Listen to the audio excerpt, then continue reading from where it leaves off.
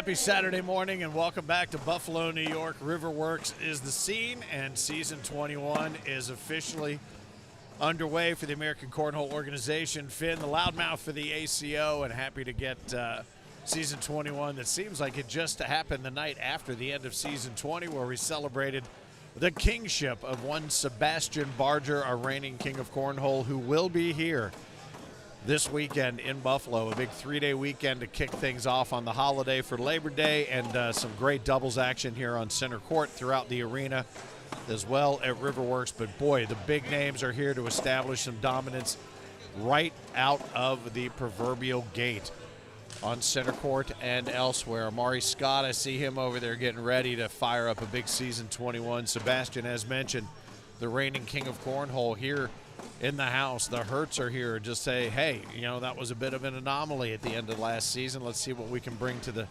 table today and this season. And will they have that hot start that they typically have, and then just sort of watch things happen until they get to player of the season and the end of things at the end of the season as we head back to Thronesboro, Kentucky for the World Championships of season 21. There's only one way to find out, and that is to keep an eye on things here on center court. Again, YouTube and on Facebook. Typically, the YouTube feed looks a little bit better. The lighting here in an indoor-outdoor facility will play havoc on us during the course of the day, but we will have the thumping of the bags for you when you need it. So sit back, relax, whether you're watching EPL on the split screen, whatever it is you're doing. Maybe you're getting breakfast put together for yourself here at, well, I guess it's a little bit before 11, so it's not, maybe it's more of a brunch kind of thing. But happy to have all the action for you here if you want to check it out on center court. Again, let us know where you're watching from. Always love to know that. Let's see, I mentioned Amari Scott a moment ago. He and his partner Adam Alessandro took down Chad Cox and Jeff Lewis 21-2 and await the winner of a couple of games that are happening right now in the winner's bracket. So we should have who? The revenge tour begins with Caleb and Isaac Hurt. They will be up next here on center court. So stick around, enjoy. We'll keep the boards and the bags thumping for you, and we'll be back with more actual live commentary here in just a few on the ACO Digital Network.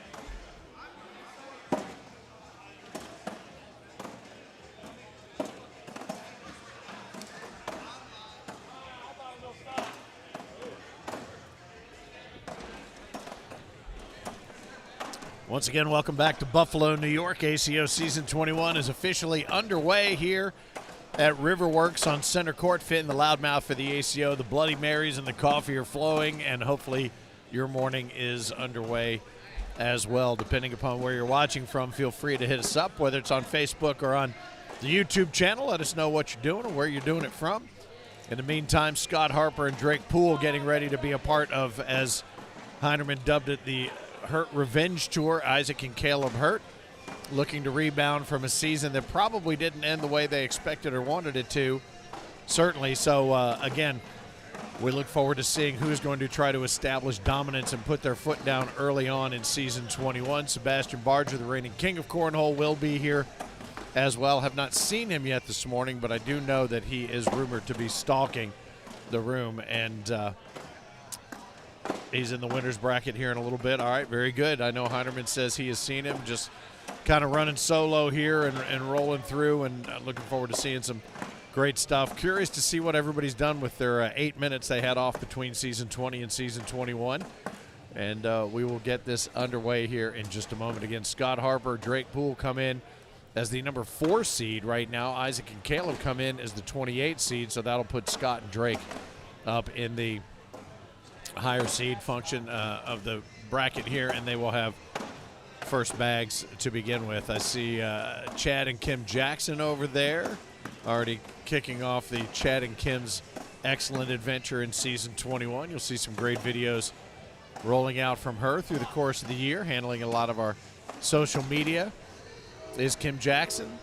Good to see. Let's see what else is going on here in the bracket while we've got a moment.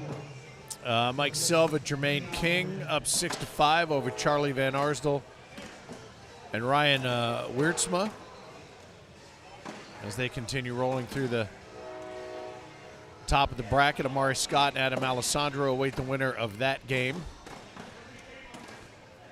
Matt and Todd Gammon just dispatched with Anthony Frederick and Trey Brown 21-12 to move on. They await the winner of Sebastian Barger and Hunter McCullough. This is going to be a powerhouse team this year. They are battling right now with Walter Majors and Joe Berryhill to get past them to see who will take on Team Gammon as we work our way down into the losers bracket. Still lots of room and lots of games yet to go. Let's see, Camden Whippier and Jim Barsner, or Bansmer, I apologize, Jim, taking on Ian Stokel and Storm Hogg in the lower bracket, getting ready for somebody to put a point on the board in that one, and we will get back to things here. They're adjusting the front of the board now. Are they on center court as Scott Harper and Drake Poole get ready to take on Caleb and Isaac Hurt? You see Isaac in that green player of the season singles jersey that he earned in Season 20. If he has more than one sandwich for lunch, it may not fit him anymore, but nevertheless, he's got it on.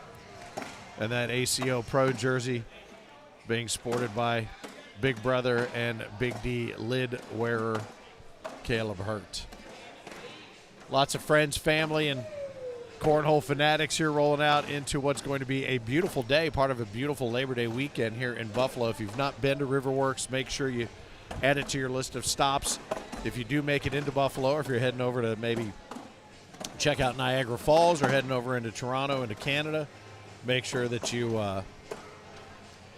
make RiverWorks one of the stops on your list. Congratulations, by the way, to Trey Brown and Lynn Miller last night, holding the king seat in the big blind draw and holding it convincingly, and having to come back to do so to win it in one over Rudy Fernandez and Adam Alessandro.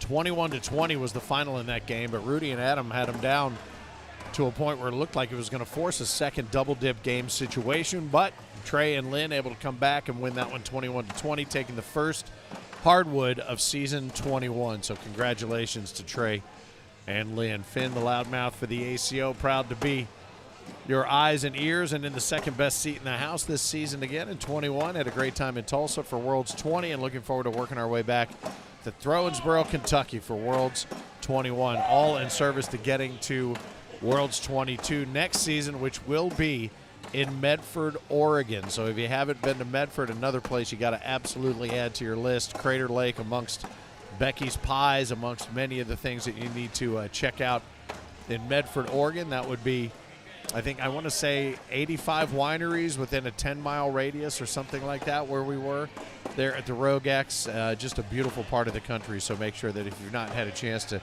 get to Medford that you're making plans to join us for Worlds 22. But again, this is all about season 21, and Isaac and Caleb Hurt jump out to an early lead, 2-0 over Scott Harper and Drake Poole. Don't know what there is left to say about the Hurts other than we're about to find out just what they're made of here with regard to this revenge tour. Isaac puts that first one right where he wants it, up the middle.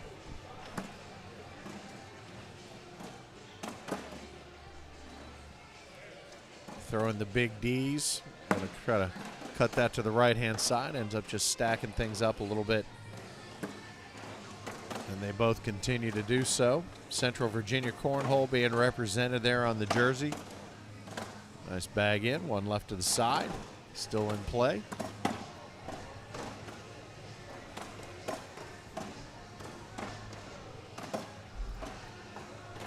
Scott leaves that one alone. I'm sure these guys are very familiar with one another. Make sure I'm keeping an eye on things here throughout the main event. Can bring you some scores in some of the different matchups that are happening right now. Silva and King knotted at 10 against Charlie Van Arsdal and Ryan Wiertzma. Amari Scott, Adam Alessandro await the winner of that match. Isaac and Caleb Hurt hold on to a 6-0 lead here on center court. Big party up here in Buffalo for the entire weekend. Going to be good stuff. Going to have a boat parade next weekend. Obviously a big Bills Mafia fiesta will be happening. And then after the big pep rally and boat parade, this is the official after party. So if you're going to be in the area and you want to just catch a little bit of NFL fanatic action to find out where the word fan comes from, I would tell you a Bills Mafia event would be a great place to find out. Just see the floating tiki bar go by here on the river. As many enjoying a gorgeous morning here under beautiful sunshine, a little lake effect cloud cover. Nice and cool. Nice backside airmail right there from Scotty Harper. Oh, a nice answer right there from Isaac on the backside. Harper tries to do it again. Oh, and he leaves one hanging low. It's going to be a wash.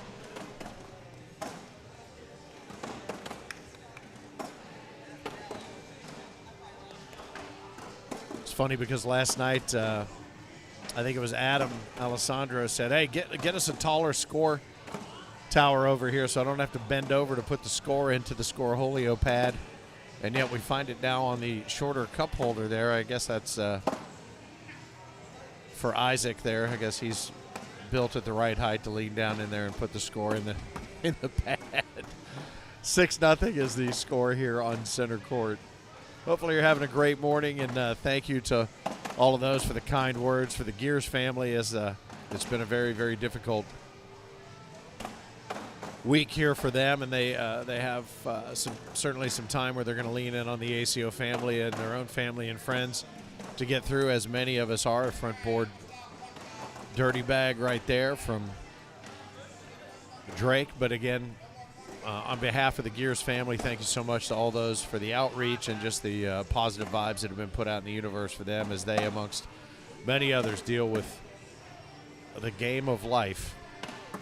And we got you in our thoughts there, buddy. As these two continue to play a very defensive game right there. Harper puts one of Isaac's bags down low. He's going to go ahead and set those up for a cleanup option, and Harper's going to do that for him. Isaac's not going to step out. He's just going to come in, try to hop over, and he just pushes through. One of those big D bags sitting up top. That's going to be a 2-spot. So that'll be a 12-on-10 indeed, and that puts 2 points in the pocket of Scott Harper and Drake Poole.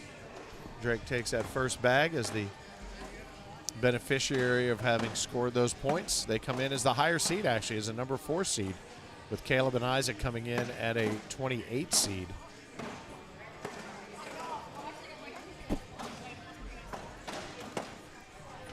Got a lot of time in between seasons 20 and 21. Curious what you did over your summer vacation. If you're checking us out on Facebook or on the YouTube channel, feel free to check in and let me know what you've been up to and where you've been doing it. I'm kind of curious to see what everybody else does with their time off. I'm going to pop up the Facebook and the YouTube channels here so I can kind of keep an eye on what you got to tell me. Thoughts on who you think may end up being the next king or first ever queen of singles cornhole for the ACO in season 21? Will it be a Sebastian Barger repeat? Kind of curious to see what you think. Will Caleb get that first king of cornhole to add to his massive collection of trophies and join brother Isaac as a king? You can see our first video from Kim Dice. She's already, Kim Jackson, I apologize. I'm still getting used to that. All y'all getting out there and getting married, changing your names on me, you're killing me. Anyway, so a great video here just to introduce you to Buffalo and give you a little sense of what RiverWorks is all about, so you can check that out. Whitney Garner. May be wrong with this main bracket, correct? You are correct. Gordon Reed, Jaden Parks. Let's go, Drake. Good afternoon from Coventry. The Wiz is checking in from the UK, from Coventry in the UK. I know the fine folks from Corn on the Pod were checking things out last night. The big blind draw. Ryan White moved from Texas and TCL to Georgia. First year playing ACO. Can't wait to get started. Ryan, we can't wait to have you get started with us. That's what it's all about. New names, new games, big fun all the way around. So looking forward to having you as part of it. Enjoy Georgia. I lived in Georgia for a handful of years. Worked at 96 Rock. Back in the day, it was a lot of fun. Got to work with the regular guys, Larry Wax and Eric Von Hessler. Let's see what else is going on over here on the YouTube channel.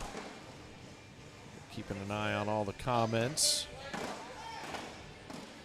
Normally have my boy, the Mississippi Ninja, side by side with me to kind of field one of these two channels, but it's all right. Look at me go. I got two arms. I got one brain. Hopefully the one can control the two, and we'll be able to take care of all this for you through the course of the morning. Stone Pool, Vamos Drake. Sing Sing, one of the first always to check in. Let's go. Lacey says Drake Pool, what a wonderful name. Yeah, right up there. The regular guy's crazy throwback, I know, right?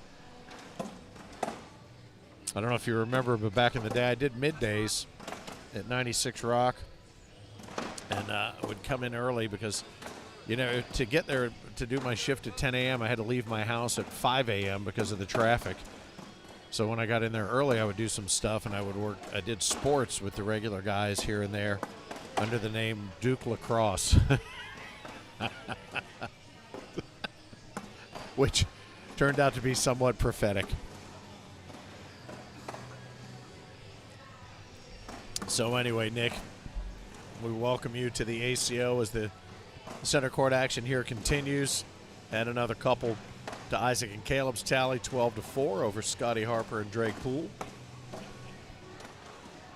If I was Drake Poole, I think I'd wear a Deadpool costume when I was out here to play, just to strike fear in the hearts of the many, or at least have the Deadpool tattoo.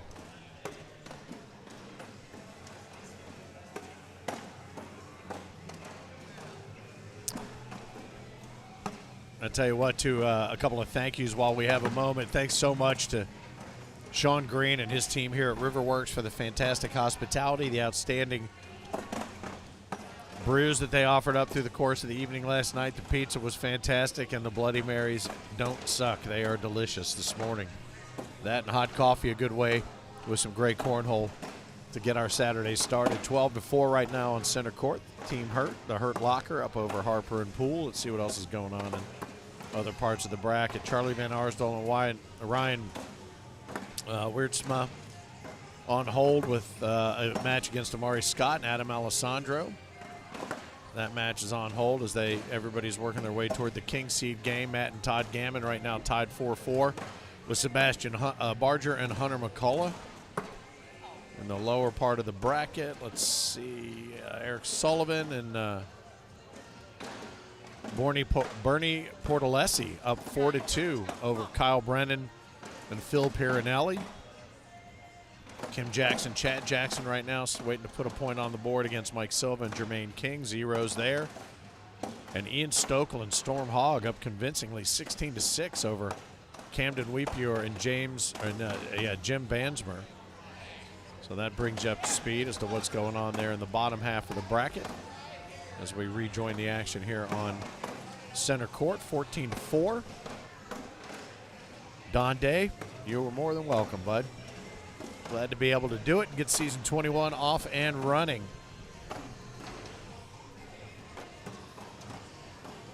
This was a fun one last year. I remember we got our center court set up a little differently based on the way the sun kind of bathes this venue, an indoor-outdoor venue. We had to actually stop last year for about 15 minutes to let the sun move off the boards on center court, but it looks like we should be in good shape throughout the day. Of course, of the day, the lighting kind of comes and goes with the indoor-outdoor nature of what's going on, but we'll do our best to bring everything to you. And these guys continue to play a chess match over here on the end of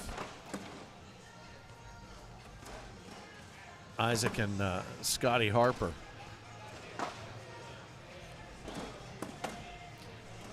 Right up the middle, and a little bit of a cleanup to the left side. Scott leaves one off to the side. That should be a 12 on 10. Put another couple in the pocket of Team Hurt, the Hurt Locker.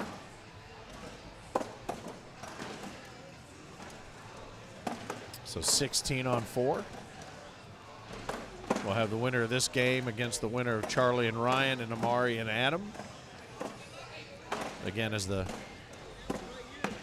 battle for the King seed here in the first World Doubles Tournament of season 21 continues.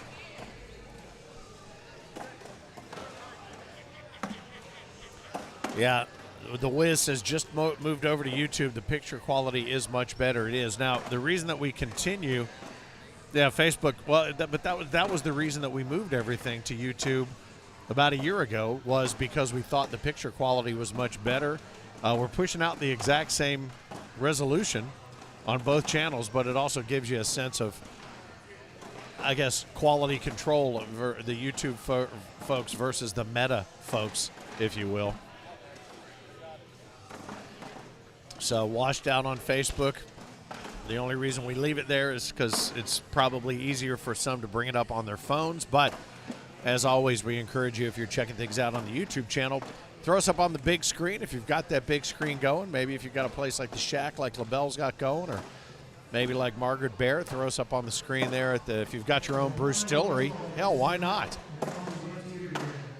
Cornhole with Smooth, my man. What's up, Finn? Season 21, let's go. Jordan Kirk, what's up?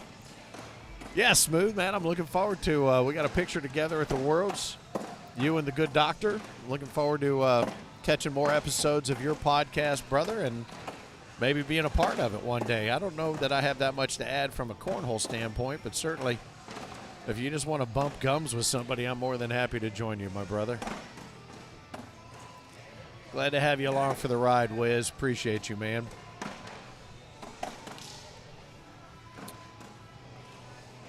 I just saw the big European UKCL thing wrap up, too, and I saw it popped up in my Google feed, and our man Liam, the defending champion, got taken down.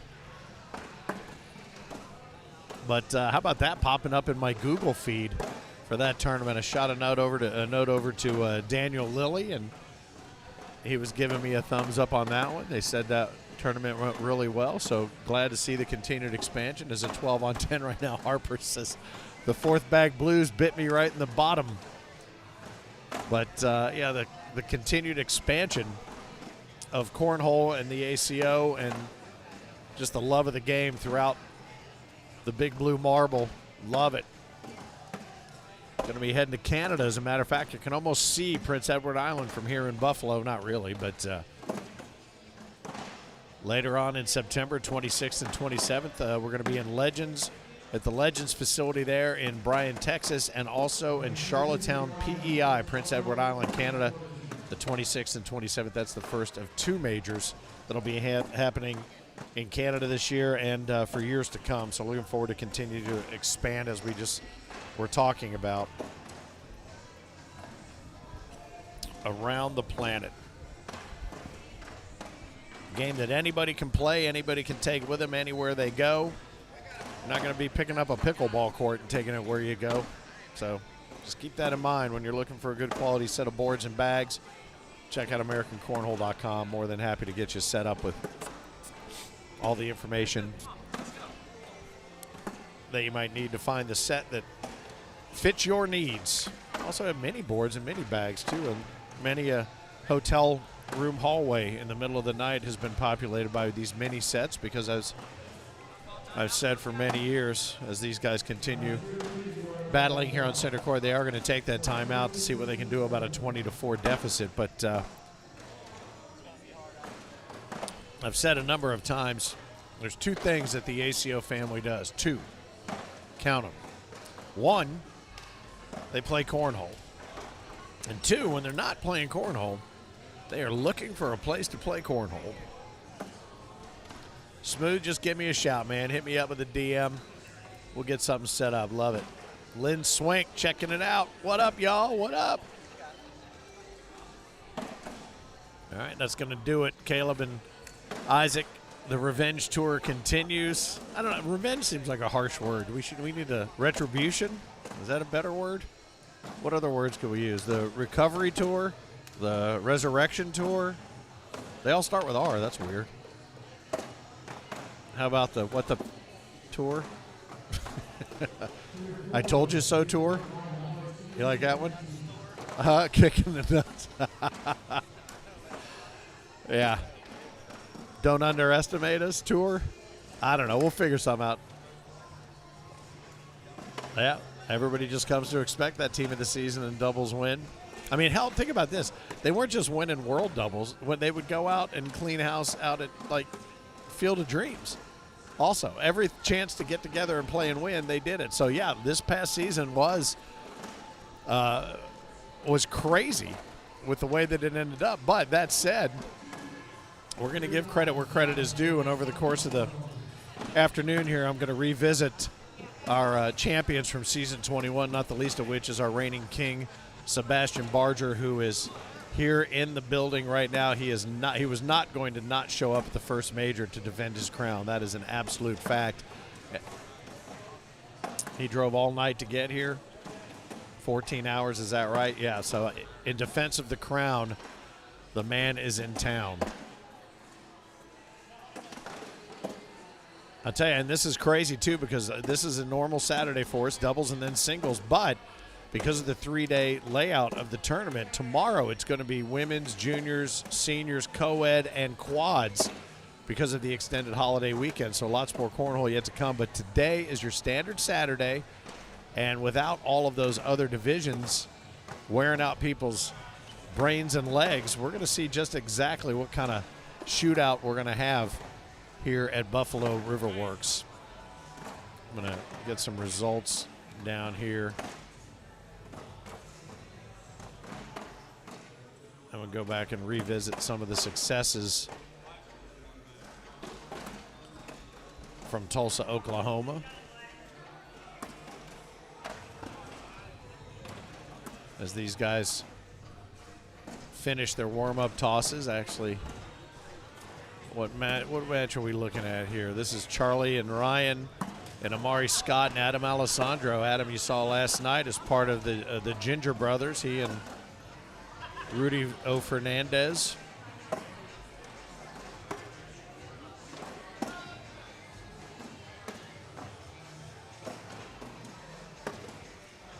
Unfortunately, fell short by a single point.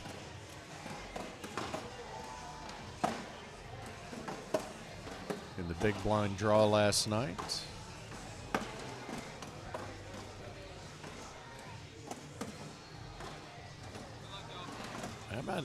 Remember, we started everything off with the State Slider Cup. Alabama ended up going back-to-back in the State Slider Cup in Tulsa back, seems like a year ago, but it was Monday, July 21st. Women's Player of the Season is here, Kim Jackson. Juniors player of the season was Chase Hollis. Co-ed team of the season, how about Lisa Hill and Brandon Lacewell? Taking out Kim and Chad Jackson for that co-ed team of the season. Doubles team of the season was not Caleb and Isaac. And again, back to our point a moment ago, it's Colby Baskins and Zach Dawson, who had a hell of a run there and took home the hardwood there in season 20 in Tulsa. Outright player of the season for seniors was Daryl Macon. That green jersey you saw earlier across the shoulders and down the back of Isaac Hurt. He was the singles outright player of the season. Adaptive team of the season, Hoppy and Maz. Lonnie Campos' team, a name that you heard a bunch during the season 20 World Championships. They were the Slider Cup Pro Division champions. The non-pro, Alex Gillum led the team that won the Slider Cup non-pro. And in the big blind draw quads, Ashton Watkins and his partner, Chris Fields, and his partner ended up taking that one. In the big blind draw, Chris Norris and Lonnie Campos, as I mentioned before. You'll hear his name a lot through these results and recaps. Took the open big blind draw at the Worlds. Josh Holland and Charlie Van Arsdale took the World's big blind draw as well, and we'll get to some of the other results and pay tribute to our champions here in just a moment as Amari Scott and Adam Alessandro jump out to a 2-0 lead over the aforementioned Charlie Van Arsdale.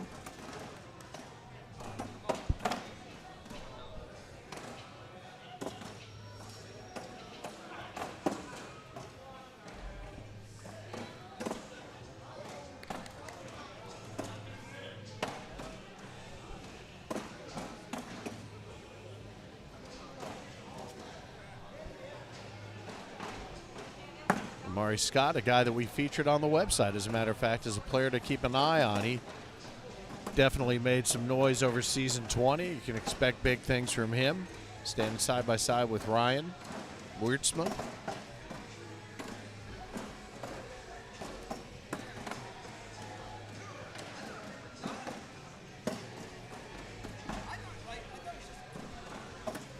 It's funny because the way we have center court set up here, out of the corner of my eye, my periphery, I see people walking by to the other courts, and I keep thinking somebody's called a timeout, and they're walking down to look at their bags, and I realize it's just people walking by the center court set up here on the ice rink. Ryan's going to step outside, gets a little bit of a coaching from Charlie. Coming in hot. Oh, he drops one in, drops one off the back.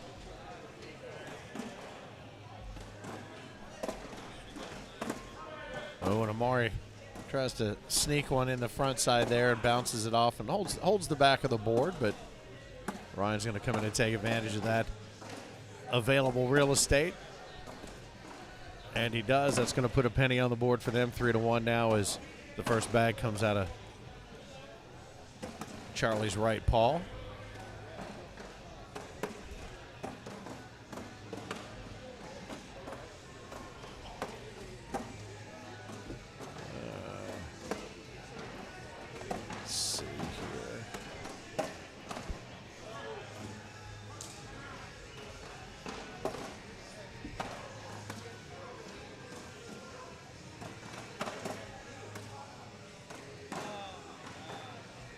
A.T. Klinger, thanks for checking in, bud. Just woke up from a night shift to hear a strange man's voice coming from my living room. You're going to have to talk to Tammy about that, brother. Stephanie Shea, let's go. Charlie and Ryan. OCD Lomax, what up? Big hi from the UK. I'm loving the fact that the UK is keeping an eyeball on things here in the States. I love that you guys are sizing up the competition. And I'm going to be honest with you. I think there are some eyeballs over here that are starting to look your way and go, hey, we better keep an eye on this cat and this kitten and that kitten, because the transatlantic handshake is a real thing, my friends. And we look forward to continuing to extend that hand across the Atlantic, hell, across the Pacific, over the top, around the bottom, Antarctica, wherever we can. We will take the game as these guys continue to control the whole dead center. See what else is happening here. Tabby. Grochowalski. Let's go Michigan, guys. Charlie and Ryan.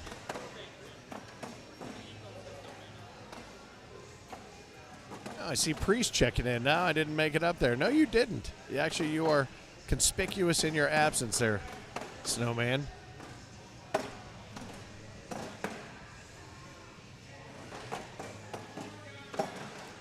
See the photographer rolling around the room, a couple of long lenses, trying to figure out exactly what he wants to capture, I would say, on film, but no such thing as that anymore, I guess. As the bags just continue to be strategically placed. Nice cleanup right up the middle, so he's going to leave that for Charlie. He'll take that center lane.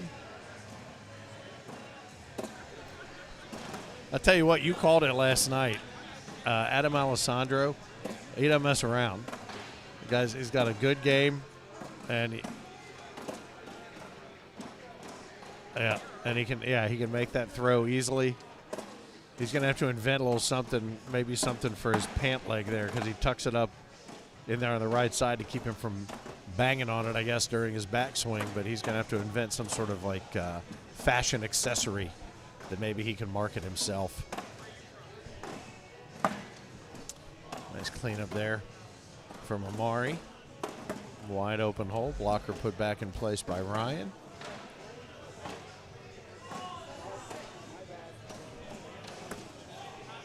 Look at that bag.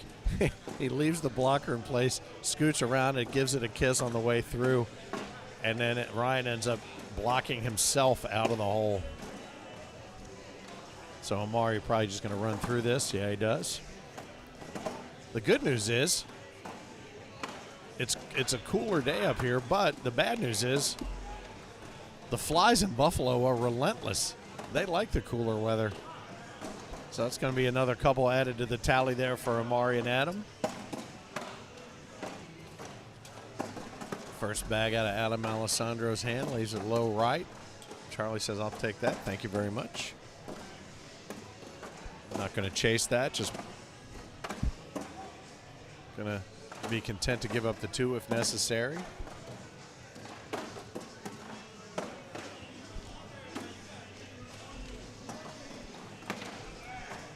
Oh, and he leaves a couple out to the right now. Charlie's not able to take advantage of that and pick up the extra, but he says, you know what, I'll take what I can get. I'll turn that 2 into a 4, so 9-4, not bad. Sporting the old school Nirvana. I think that's the In Utero t-shirt.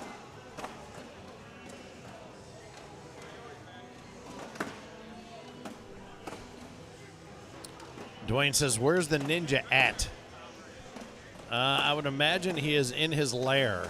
We scooted up here to take care of things. Frank Years was intending to be here to run the show. Obviously, thoughts are with his family this weekend as they continue to band together in strength and unity with the support of so many in the ACO family. We certainly appreciate that on their behalf. If you're not 100% up to speed as to what's going on with the family, just suffice to say that the head of the ACO family could definitely use some positive vibes, as we know many in the family tree could. It's been an interesting and a heartbreaking summer for many.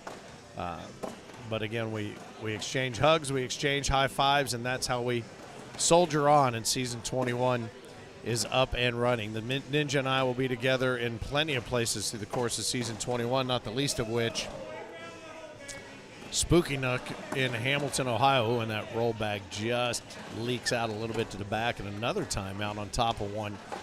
But again, Spooky Nook in Hamilton, Ohio, October 3rd and 4th. That'll be our first Pro Series Skins extravaganza. Great facility. Looking forward to that one. Almost a home court advantage for yours truly.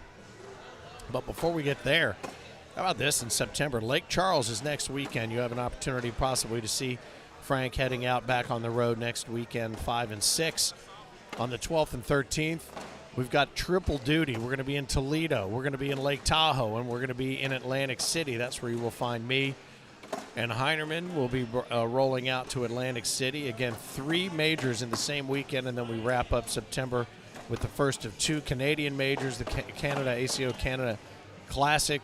They're at PEI, Charlottetown, Canada, Prince Edward Island, and that same weekend at the Bryan, Texas Legends facility, we'll be wrapping things up for September. It's hard to believe we're already talking about the end of September into season 21, but here we are, 9 to 5 center court here in Buffalo at RiverWorks, Sean and his crew, the hospitality unmatched.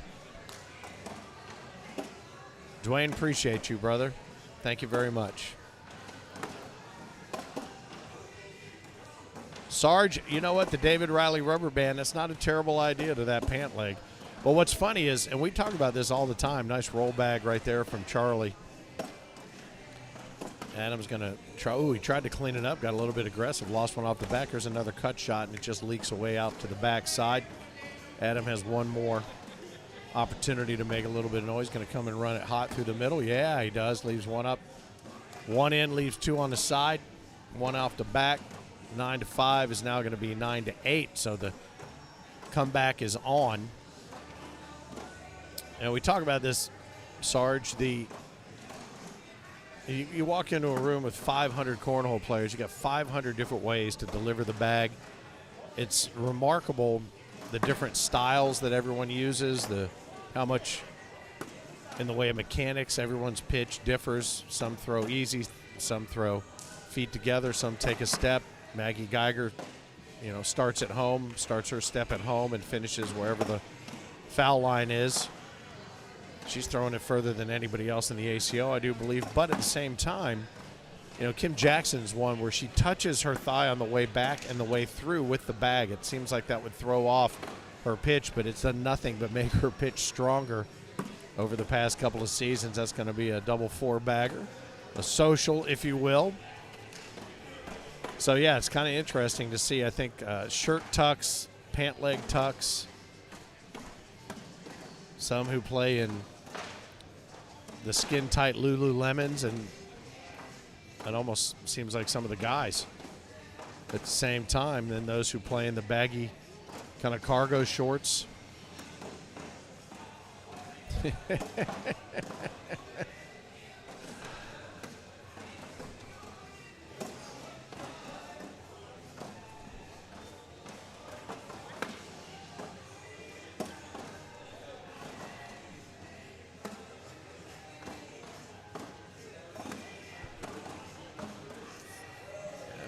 Going to chase that one. He's just going to, oh, he did chase, or it just got away from him a little bit. And how about that? That's going to turn 9-8 into 12-9. Charlie and Ryan take first bag back. Could this be the beginning of a strong finish and blowing these guys into the losers bracket? I can rephrase that if you'd like. Isaac Hurt and Caleb Hurt await the winner of this match, which will be here on center court, I feel certain. If it's not, it'll be a crime against cornhole humanity.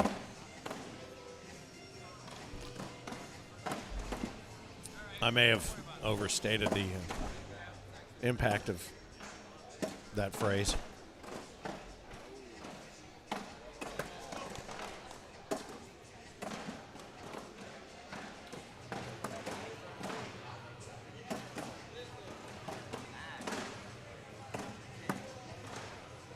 For the king's seat, is that right? How about that? So Sebastian and Hunter have already moved into the game to play for the king's seat. Caleb and Isaac will play the winner of this game. So don't go anywhere, kids. If you need to take a potty break, do it now. Go get yourself a refill on whatever it is, whether it's a fresh pot of coffee or a fresh pot, whatever it is that you happen to be doing. We'll have all of those games here for you on center court to see. Yeah, it'll be interesting to see who lines up shoulder to shoulder against the current king. Will it be Isaac? Will we have Kings shoulder to shoulder, or will we have Sebastian shoulder to shoulder with Caleb Hurt? Lots of drama yet to come. I feel like I need to get some Hollywood writers in here to craft me some perfect teases across the break. My Bloody Mary's kicking in, baby. I feel pretty good. Oh, well, hello. Oh, the beers, too. How about that? And the coffee. We've got a veritable, I need a cup. We have a veritable buffet of brewing and beyond. See Caleb continuing to stay out there and warming up against a young cornhole player who I'm not 100% sure, but there was a young guy, I want to say Victor, told us he was going to be here today, 12 years old. This could be Victor over here throwing shoulder to shoulder with Caleb Hurt. That's a photo I got to take. I love that. And here's the thing, I would tell you, kudos to all of you youngins who are out there playing, because this is how you get it done. You start early, you stand shoulder to shoulder with people that can kick your hind end up and down the court until the day that you beat them. There's no more satisfying feeling in the world. Yeah, Charlie's throwing some good bags, Steph. I agree with you. Adam threw great last night. He does have a very effortless delivery.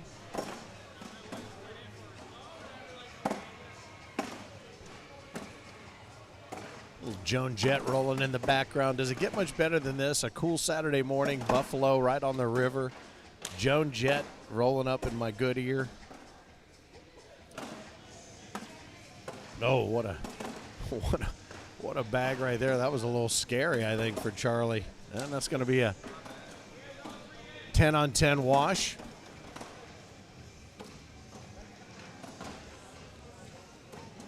Charlie Van Arsdale and Ryan Wiertzma. And correct me if I'm wrong, because I know, Steph, you're watching.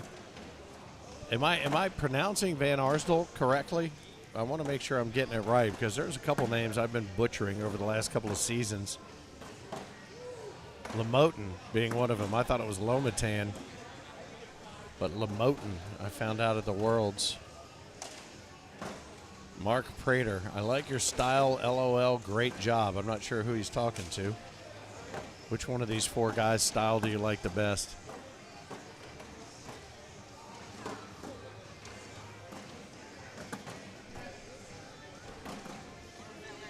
It is funny, this game has drawn quite a few folks rolling by center court, and they start seeing some of the shot making and they just freeze in their tracks to watch a few rounds, and then they move along.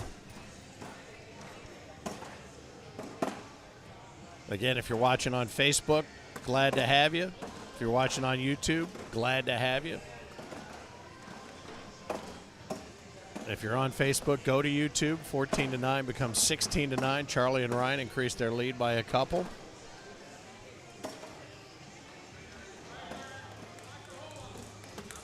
A little bit of a different center court setup here. Normally, there are no bags or chairs or anything allowed on center court, but because center court's sort of bleeding into the rest of the play space here, we're going to kind of relax things here on this holiday weekend. But there are certain rules to the decorum set on center court. You'll come to learn about those as we continue through season 21, as Adam is happy to let that stack up and leave that at a wash. Taters exchange, 16-9, remains 16-9.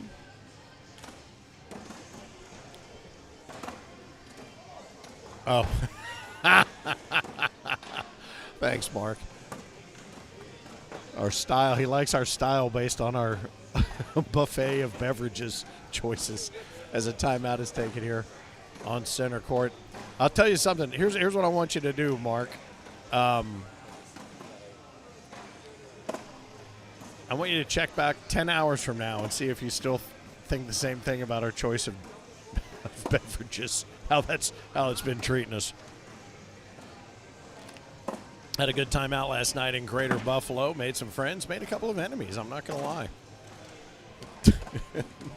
Yeah, maybe the owner of the bar that we were in at one point, but too bad for her. She's going to be out of business in 2 weeks. So, sorry about your luck. Yeah, Wiz, I know, right? Maybe I'll change my name from the Loudmouth to the Butcher. But the Wiz, he picked up his nickname from a bastardization of his actual pronunciation. So good on you there. Oh yeah. Yeah, there's one good thing as these guys continue to battle. Oh, great pickup there by Amari. That's going to put him back in the positive column. That turns that 9 into a couple of bacon strips into the 11, 16 on 11. But Heinerman and I rode up together here from Southwest Ohio. And what we tend to do is we tend to talk a lot about comedians that we both find funny And our latest jag right now is the return to Curb Your Enthusiasm and the Larry David ethic. And you're getting to where I already am, at the point where if I see something, I'm going to say something, and if you don't like it, I don't care. I've always invited people on Facebook when they have nice bag. That's all right. Held the right corner there. Amari says it's cool. Whenever I get into it with somebody in a chat that I don't know, I always invite them to send me their phone number, so when I care what they think, I can call them.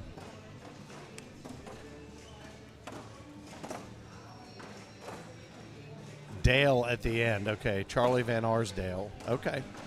It's interesting. It's not spelled that way, so I wanted to give it its proper exercise. I wanted to make sure I did it correctly. Van Arsdale. I think I'm going to take him to the clerk of court, Steph, at the end of the day today, and we're going to get an E put on the end of that just to make it easier for me. Look at Amari. He is out there living on the edge of that pitch box. Coming in right to left. Try to clean them both up. Oh, he takes two, but not the two he was hoping, but nice bag nonetheless.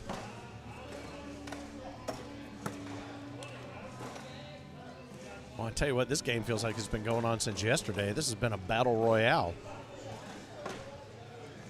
DJ, let's go. I agree with you. Doug Neal, I don't know what you're talking about.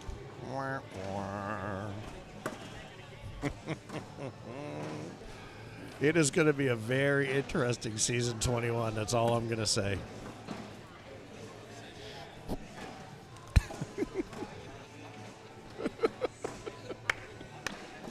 If you are planning a trip here to Buffalo in August, make sure you bring 4 or 5 sweatshirts.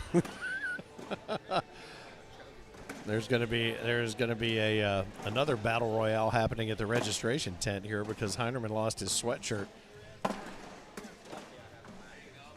His backup sweatshirt, yeah. The guy was wearing 2 hoodies yesterday, one on top of another.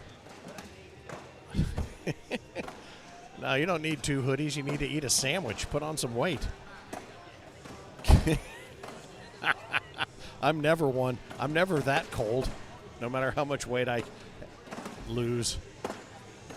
All right, Washington's right now, 18 on 15. Oh, does that do it? That finishes it. I'm sorry. I apologize. I was worried about Hoodie Gate, and I missed Charlie Van Arsdale and Ryan Weirdsma. How about that? 21 to 15. Nice battle back there, and they will, for their trouble, have the opportunity to face off against the Caleb and Isaac I Told You So Tour. I think that's what I'm going to call it. I'm going to go with I Told You So Tour, and we'll see if they're able to live up to it. This is going to be a beauty, and the winner of this match takes on Sebastian Barger and Hunter McCullough. And that will be for the King's seat. I'm going to have to refresh my buffet of beverages here, and we'll be ready for the opportunity to bring you everything throughout this afternoon. I'm going to need I don't have a cup, other than the one I wear at all times to keep from getting kicked in the nards.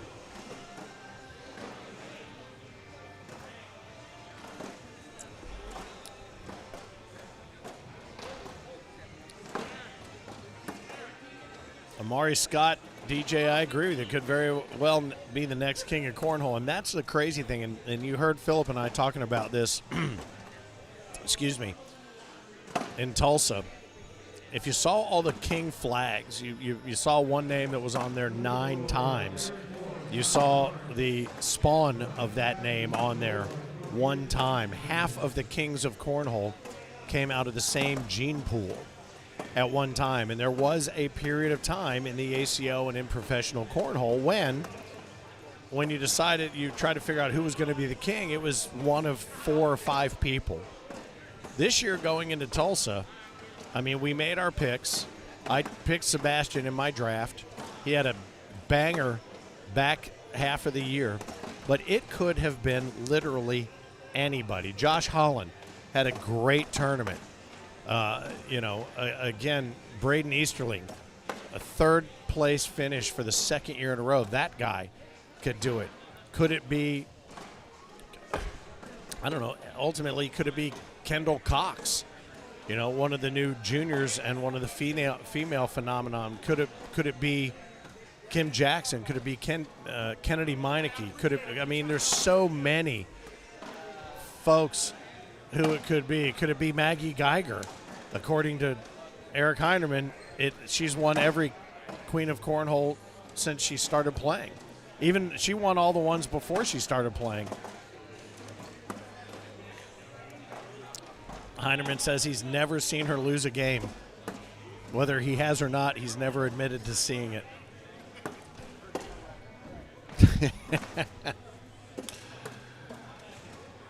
Let's go, Michigan. Stephanie Shea.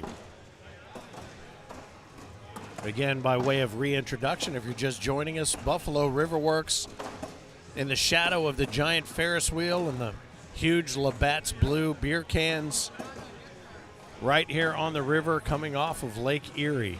Buffalo RiverWorks, Buffalo, New York, the first major of season 21 for the American Cornhole Organization. Finn the Loudmouth for the ACO. Glad to have you here for the action. These guys are already talking it through, and as soon as he let it go, Ryan said, that's off. So that's going to be a penny in the pocket of the Hurt Locker. There's somebody with a very loud phone ring going on in the background. Apparently a landline still exists somewhere. Oh, man, I'm having a good time. I think this is going to be a very interesting day, I do believe. And the longer it goes, the stranger it's going to get. So I invite you to come along for the ride. The stranger it gets. And what a season it's going to be. I've told you all the different cities that we're going to be in, and we'll revisit those through the course of the afternoon. But stream teams galore. We've got Magnum Dampier and his crew that are going to be streaming some matches. CBC will, as always, be in the house, whether they're running point or hosting an additional center court for us. Burton Grimes is going to be running point on some streaming for us as well. Big D, Jonathan Zarzinski, and his crew. We're going to do our best to bring you as much streaming action from every center court. Whether there's anybody talking or you're just hearing the bags thumping, the bottom line is we know you need that cornhole fix on the weekend, so every chance we get, we're going to bring you some center court action. The Big D bags flying out of the right hand of Isaac Hurt. He's left one out to the right, so this should be an opportunity, and it is, for Charlie and Ryan to pick up a couple and cut that lead from 3-0 to 3-2. First bag out of the right hand of Charlie Van Arsdale. I'm really enjoying my understanding of the new pronunciation. Dark Horse Cornhole. I'm with you, Stephanie Shea. Let's go, Michigan boys. I don't know if that's AT or if that's Tammy checking in. Tammy, if it's you need to talk to AT because he said he woke up and heard a strange man's voice in your family room. I don't know who he's talking about. The Just Board It podcast. Watching from the UK while cooking barbecue in the rain. Get out of here. Is it raining in the UK? Stop. Get out. Come on. What? I would move there in a heartbeat, you guys, but for the rain. And the fact that you don't want me living there, probably. Besides that, I'd be there. Another bag left out to the left side. Huh? yeah. And I'd lose every one of my teeth. The Par Inn in Cornwall would be my home base, no matter where I lived in the UK. Oh boy, and that one snuck away off the backside, and that 10-2 lead. I mean, Isaac and Caleb had a huge frame last time. They're just going to add a penny to that right now for an 11-on-2. But yeah, if you haven't had an opportunity to go to the ACO Major in the UK, Birmingham was awesome. Manchester was cool. That facility, the Lloyd facility, was awesome. Daniel Lilly, appreciate you running point as our director of operations in the UK. But I'm telling you, there are no nicer people in the world than the folks in Britain. And what's funny is it's the UK, it's England, it's Britain. There's so many different ways to categorize it, and some involve all the countries involved, some involve one, some the UK, So you kind of got to learn it so you don't step on your own junk while you're there. But I had a great time. The Collins family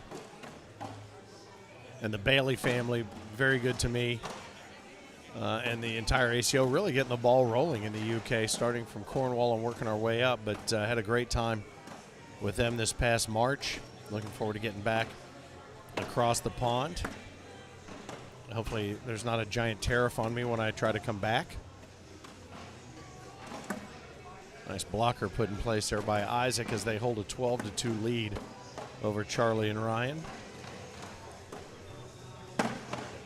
I'm going to tell you something, too. I haven't seen a lot of Isaac playing, but I'm carrying this thought over. Nice cleanup there up the middle. From the last few matches I saw him play in Season 20, he's gotten completely away from his previous game, that low block that he's going to go and run up the middle later on. It's a whole different ball game, unless our bag game. Maybe I'm missing something, but it seems like it's changed completely, his approach to how he attacks.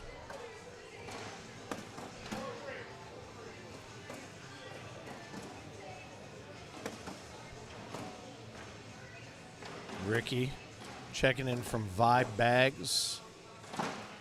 When is the ACO coming to the Northeast? Well, I'm fairly certain we're in the Northeast right now, but we will continue. We will be back. We'll be in Atlantic City, September 12th and 13th. We're going to be in Pennsylvania. We're going to be in Erie, Pennsylvania in March. We're going to be in Manheim, Pennsylvania in November, 21st and 22nd there at Spooky Nook. We did Bangor, Maine just a couple of years ago, and hopefully we'll be able to get back up further up northeast. But the entire idea, boy, and that one gets away from Ryan. He looks off into the ether to figure out what happened, and a backside airmail makes the pain even greater there from Isaac. So, yeah, we do our best to try to spread out. Our expansion plans continue to include the Northeast. Obviously, Prince Edward Island in Canada, north of Nova Scotia. That's as northeast as we get. We'll be doing that twice. Invite you to be a part of that. But the expansion continues out west, working our way towards Medford, Oregon for the World Championships and majors between now and then. Oh, and he overshot trying to go for that backside airmail there was Isaac, so he's going to get in there and punch in the scores to enhance or degrade their respective PPRs. 14-5.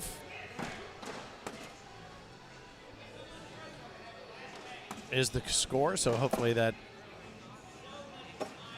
answers your question there, LV.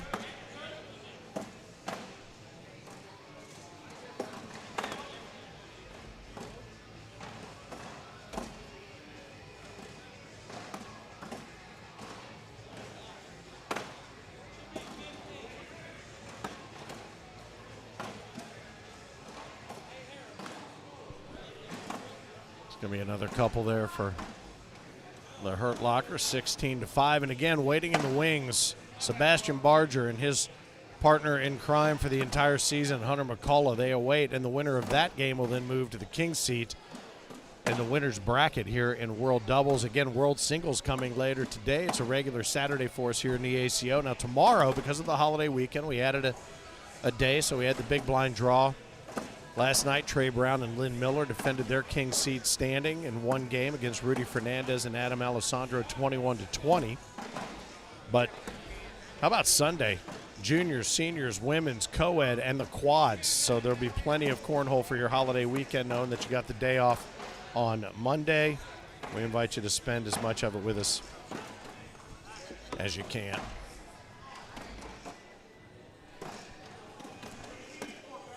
Got themselves on the magic number, do Caleb and Isaac, 20-5.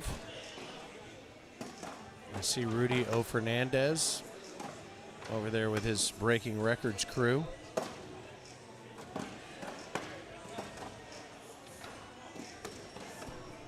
Well, I think that's going to be everything that Caleb needs. Give him a lane right up the middle. All he needs is that final point. The handshakes and taters have been exchanged before the last bag even came to a rest. Caleb and Isaac Hurt, the I Told You So tour continues, and they will face off against Sebastian Barger and Hunter McCullough right here. You like that one? It just occurred to me, too, that I talked very little about specific shots in that game. I just talked to hear my own voice. So if there's at any point that you just want me to shut up, just put that in the comments. Oh.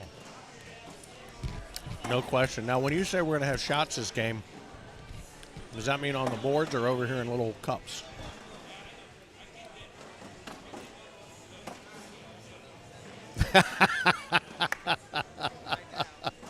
I'm waiting for the Jamison brothers to roll up on center court. No, we should not.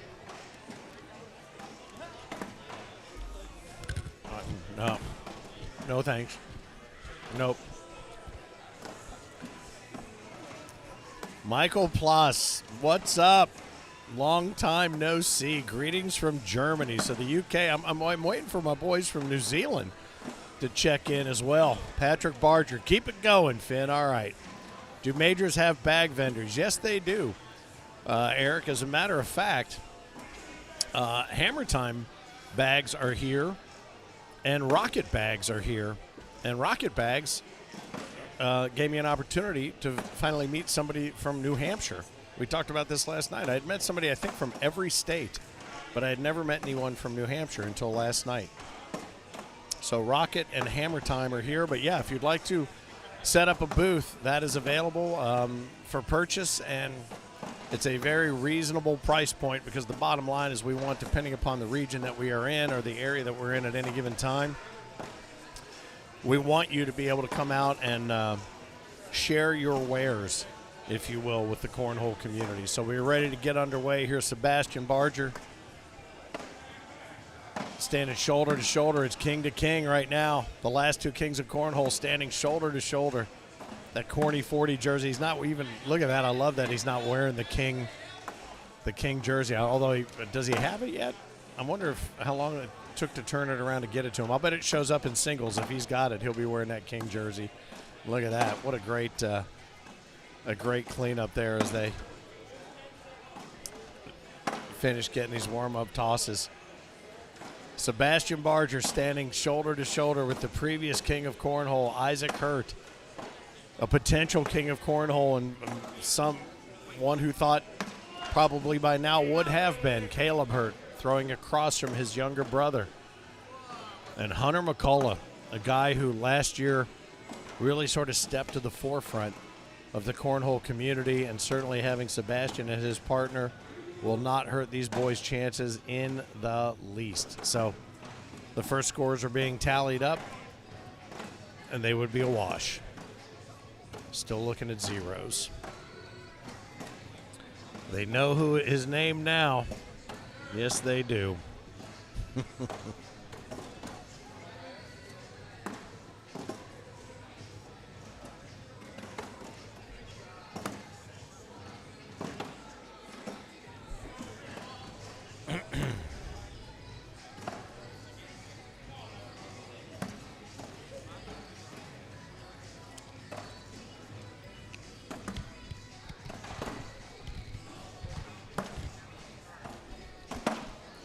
Sebastian just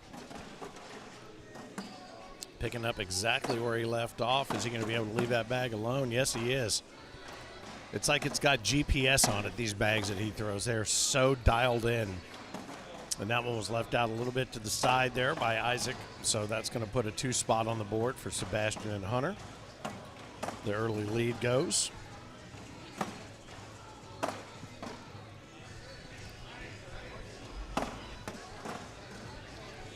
To the team that wants to fight to hold that king seat.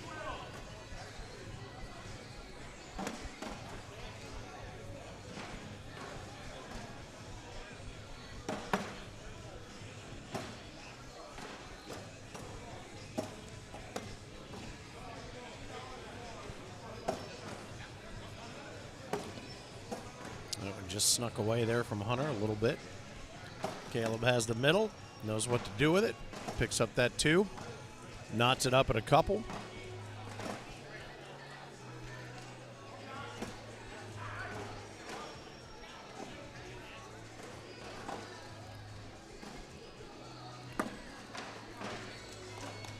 And if you caught any of the coverage, excuse me, the countless hours of coverage from the World Championships week in Tulsa, there's a good chance that you saw from the Hurt Locker, Caleb and Isaac, a little bit of frustration and a little bit of what's going on here with regard to their game and how they were playing their game. And 2 contrasting approaches to the season, and you're looking at them all standing here on center court. The Hurts tend to front load. They pick up their points. They get their wins typically in the front half of the season, and then they kind of cherry pick the tournaments that they're going to go to from that point on. By contrast, Sebastian Barger, yeoman's work, great solid play the first half of the season, and then lit the fuse right around the Super Major and exploded like a massive box of fireworks that tipped over in a lighter factory. And the back half of the season for him was just unbelievable. And he rode that wave into the World Championship. So the question becomes, which of those approaches really does you the greatest service? I would suggest that Sebastian's did. And I'm going to be very curious to see here in season 21, as it is a family affair with the Hurts. Will they spread things out? Will they front load the season like they typically do? Will they spread it out? How will they do it? I mean, Caleb's got a baby on the way. He got married a year ago, June. Lots of different things going on in life. And life is a big factor with regard to how you play your game. Sebastian wrapping up college. When we first met him, he was figuring out college, getting ready to go to college. So, I mean, life happens. That's why you spell it with an S. But which of these approaches will be the one? And right now, it's interesting to watch because we're going to see it unfold right before our very eyes. And there are a couple of challenges coming this way in season 21 that some may know about and some may not.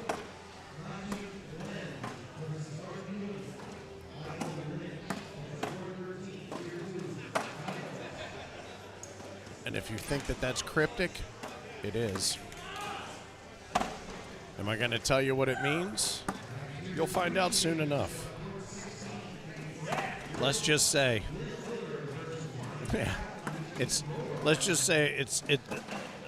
royalty has its privileges.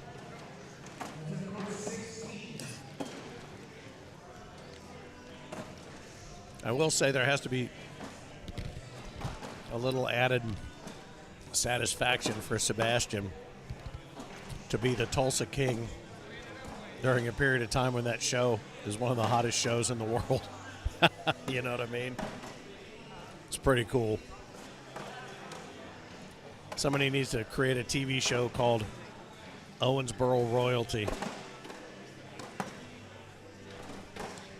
so we can do it again.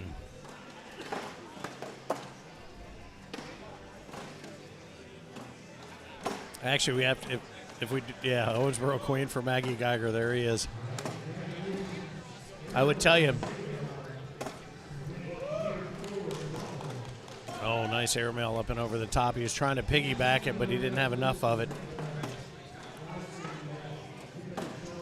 As Isaac and Caleb enjoy an 8-2 lead that'll expand here momentarily. Putting a 3 spot onto that tally, 11-2.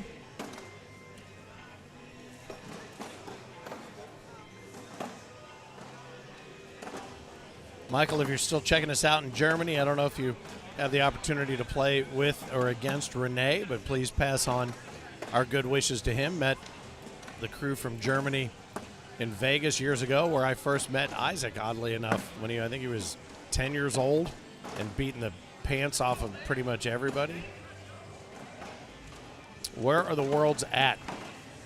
Asked Dayton. This year it's going to be back in Throwensboro, Kentucky. Next year it'll be Medford, Oregon. Make your plans to join us. It's a beautiful part of the country.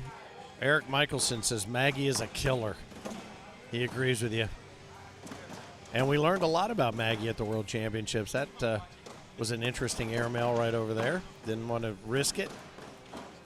Sebastian, so he let that one fly. Took the risk out of it, 11-3. They take that first bag back. So, yeah, Owensboro's been a great partner. We kind of look at it as our home away from home. Offers an opportunity for so many people from different areas in the country to get to us. But we continue to look to explore different cities, and that's why when people say, well, why are you going all the way out to the West Coast? Well, we're expanding the game and the level of the game out to the West Coast, and it's an opportunity. You got plenty of time to save to get out there, and trust me, I've been to Medford. It is fantastic. And any chance I get to go, I'm looking forward to getting to Canada, to PEI, as Isaac says, just place one right there if you can. I don't know if he can do it. Do you think he can do it? Can he put one right there? Yeah, exactly. He couldn't have gone up and laid it there any better.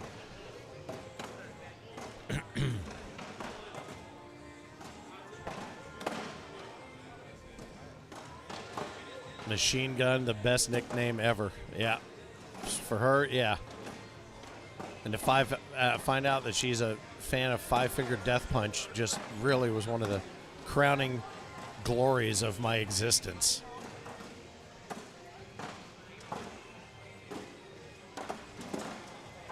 Is this the first game that Hunter played on center court with Sebastian?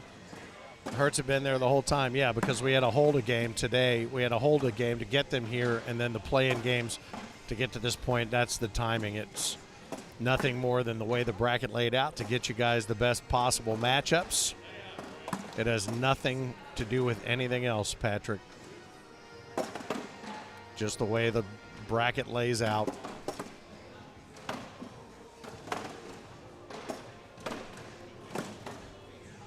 Yep. The longer he wins, the longer you'll see him. And the road to the king's seat is dotted with failure. So, but not from these guys.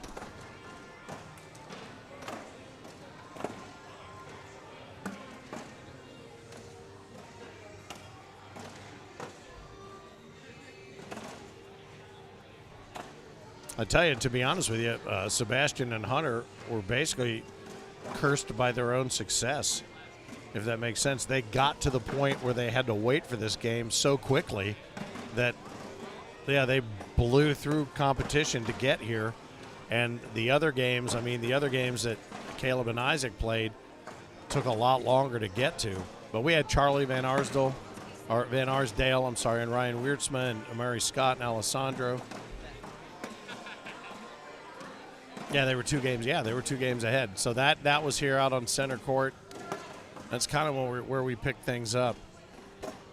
Harper and Drake Poole, we saw them play earlier, and that's where we kind of picked this up against Caleb and Isaac. So sometimes you can be too good for your own good. Does that make sense? Oh, man.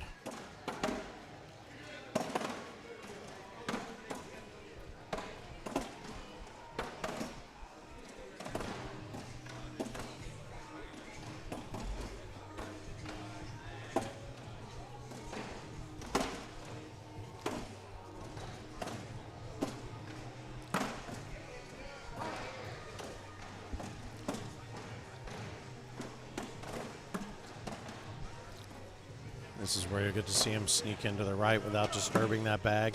Man, like clockwork. Such great shot making. You talked about that, the shot making we're going to see in this game and those beyond. Isaac sets up to finish. Kind of a double clutch there. Sticky side down, just going to kind of run through it all. Oh, he lays one low.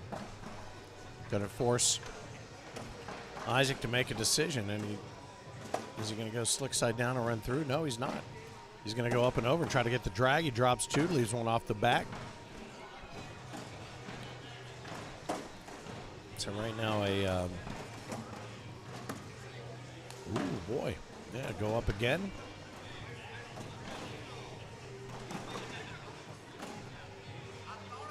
Oh, he takes them both. Oh, he's trying to backside airmail that one and leave it clean, but you know what? 11-6 remains the score. Again, the king seat awaits the winner of this match. The loser's bracket awaits the loser of this match to come back and what very likely could be a rematch. So you may get to see this game all over again, and you may get to see it multiple times in a double dip fashion. We shall see, but that's why we play the games.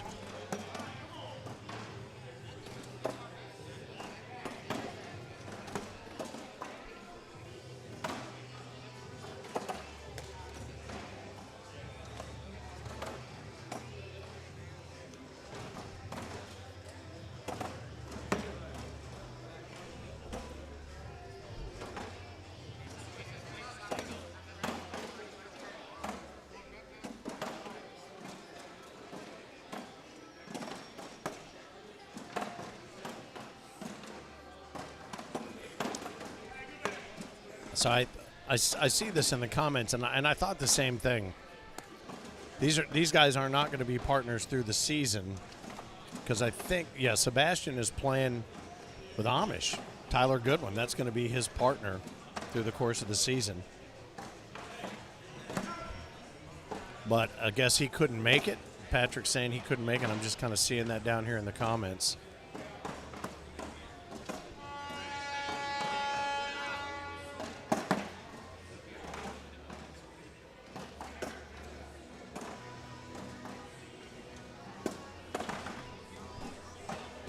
Timeout here to go see what's what. Congratulations to our Tier 4 winners, Harold Oxier and Isaiah Puckett.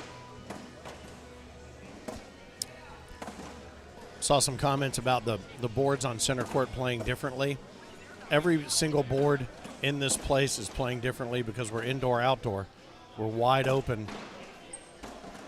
And, yeah, the carpets will change things a little bit outside of the rest of the play space, but honestly, the way that the wind comes in the indoor-outdoor space, the sun, everything else, one board on one end could be playing differently than the board on the other end of the same court.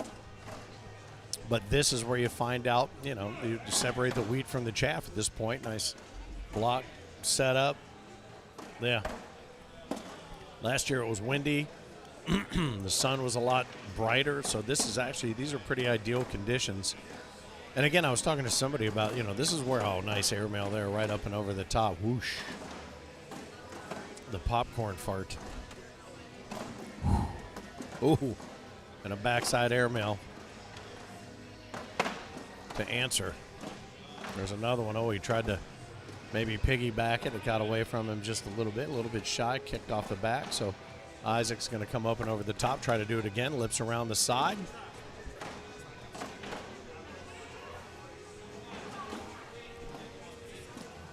Takes us to 14-6.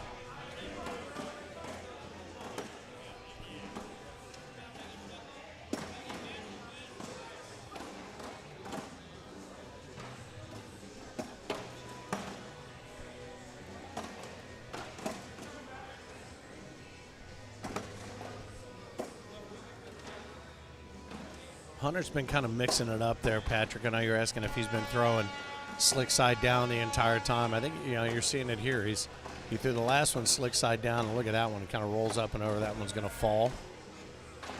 But he threw that one stick side down. Oh, nice bag, and that, yep, that one ends up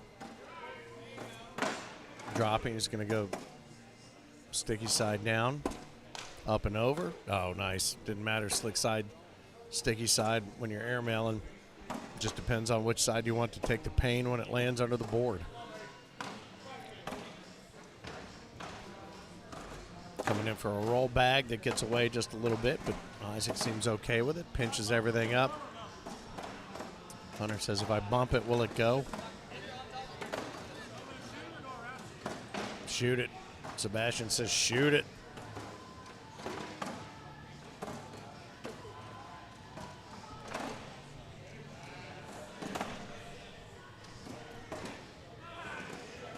Up and over. Oh, and he kicks 2 in. Leaves 2 on. That'll be a wash. 14 on 6.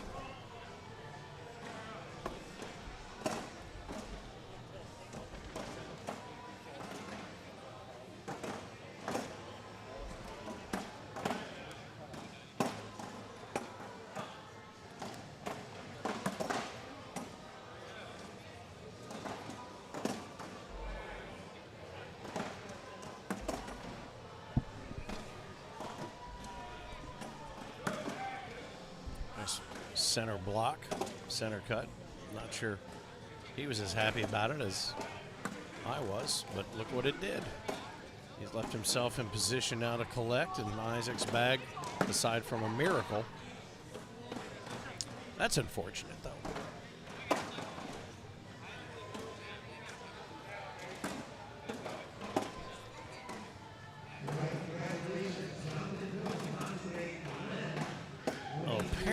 Oh, nice collect there to pick up a couple, but at some point there, a moment ago, it looked like they were both thrown with their eyes closed.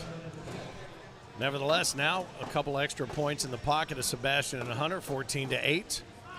The king seat awaits the winner of this match. Who awaits the loser? Let's find out. Well, it'll take a minute. Amari Scott and Adam Alessandro up 18-15 over Scott Harper and Drake Poole. Team Gammon awaits the winner of that match. Ian Steckel and Storm Hogg are down 6-5 to Charlie Van Arsdale and Ryan Weirtsma. So that battle continues in the losers bracket. Now, again, don't forget, this is a typical Saturday here in the ACO for a major. World Doubles will be followed by World Singles. And then tomorrow, because of the holiday weekend, we added a day. The party continues here at Buffalo RiverWorks. It'll be juniors, women's, seniors, co-ed, and quads as a double 4-bagger wraps that frame, leaves things 14-8, improves relative PPRs just a touch.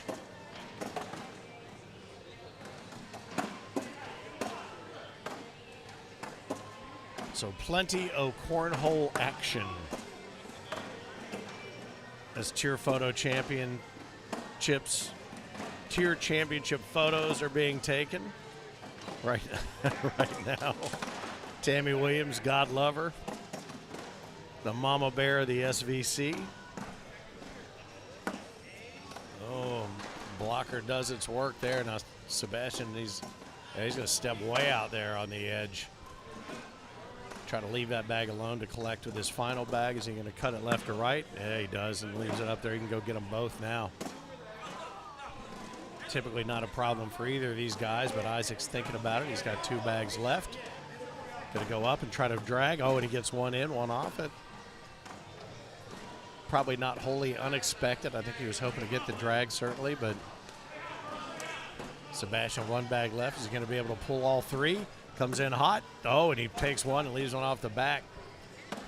He knew it as soon as he let it go that it was just a little bit too far left. Isaac says backside airmail. Oh, he just cleans it. Clean and jerk. So 14-8 becomes a full double up lead, 16-8.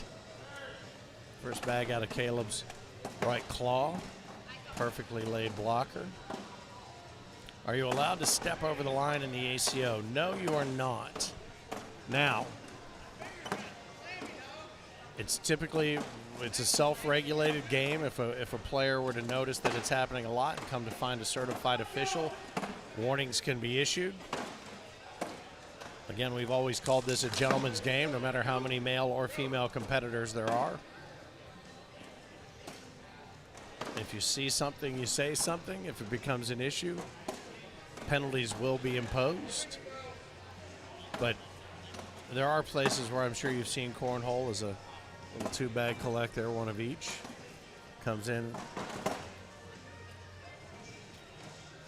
Caleb, basically, I think he just said, just take it. Isaac says, just take what's given to, oh. He left that one off, and that's been Caleb's issue for a long time, a couple of years now. When he leaves him out there, he leaves him hanging left. Oh, and boy, monkey see, monkey do. Forgot what I was talking about before, but probably. Oh, I know. Over the line. You've seen some people take a full step over the line. Hunter, he gets right up there and he toes that line. I've been watching his front of his toe. He's right there on that front part of the line. Once the bag hits and lands, wherever he lands is what it is, but he's not able to use his momentum beyond the line to propel the bag. Those two are going to fall any moment here. Sebastian probably just run right up the middle, 3 bags in hand. It makes sense for him to just run it up and clean it up. Oh, and they clean themselves up, so he says, I'll lay a lipper up there for you.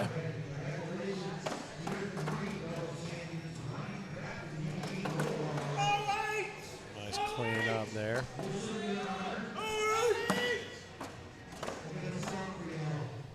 Oh, don't you do it! Don't you do it!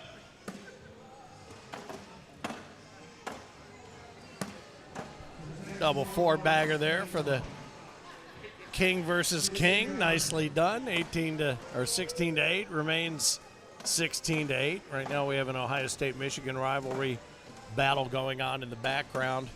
A battle of words, not cornhole bags. A little timeout here. I think Hunter wants to discuss, or they just want to shake hands. I'm not sure. Maybe they just missed one another.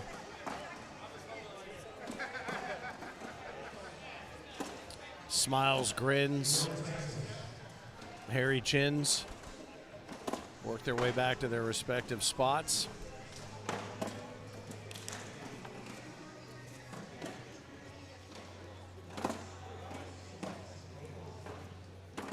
As tier champion photos continue to be taken, their discus trophies continue to be distributed. I love the look of the trophies this year in season 21 as well. It's always nice to take home a little hardwood there. Caleb will be able to get in there and clean that middle back up. Is he going to have enough there to grab the one he's left low around 4 o'clock? A little bit of a push further outside from Hunter, and Caleb, I think he's just going to take what's given to him. He's not going to chase with a 16 to 8 lead. Hunter lays that one right up the middle, not trying to play any defense. Caleb's, oh boy, and he, just as I say, he leaves him to the left. He smacks himself. Oh, and Hunter's able to take advantage of that. Just squeezes one in the lower quadrant of the hole. So that's going to put an extra 4-piece in their pocket. 16 to 12.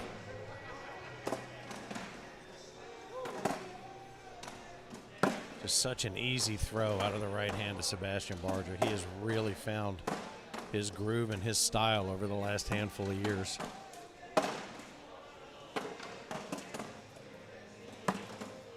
Nice bag there to tumble his in and leave Isaac has to worry about it, not him. He's going to come in and clean him up. Yeah, he doesn't have to worry for long typically. Neither one of them do. Nice bag right there. It just hits and begs to be delivered to the hole.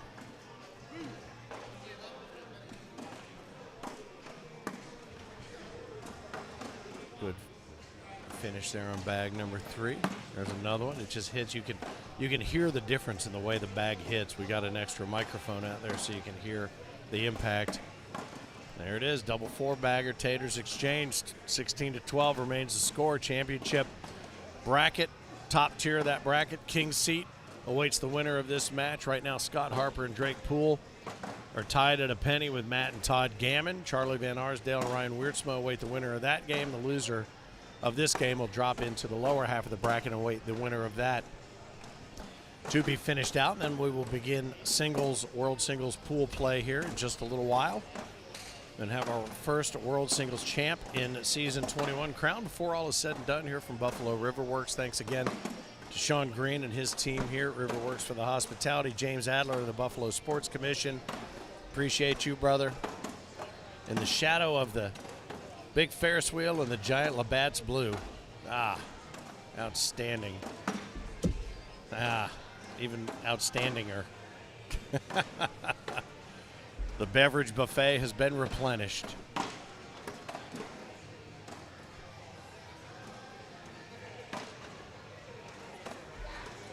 Did I just say he smacked himself? Yeah, Caleb gave himself his own gut punch right in his appendix.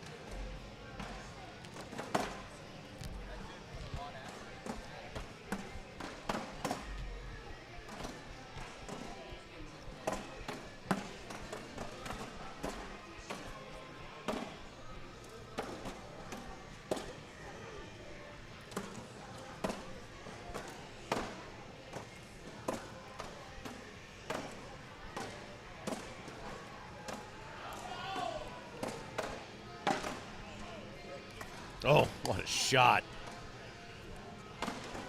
That's a beaut. 17-12. The king seed awaits. Ironically, one of our last two kings will be holding the king seed in doubles no matter what happens here. Sebastian, the king of season 21, our Tulsa king. Isaac shoulder to shoulder with him, not just the player of the season in singles this past season 20, but the season 19 king of cornhole.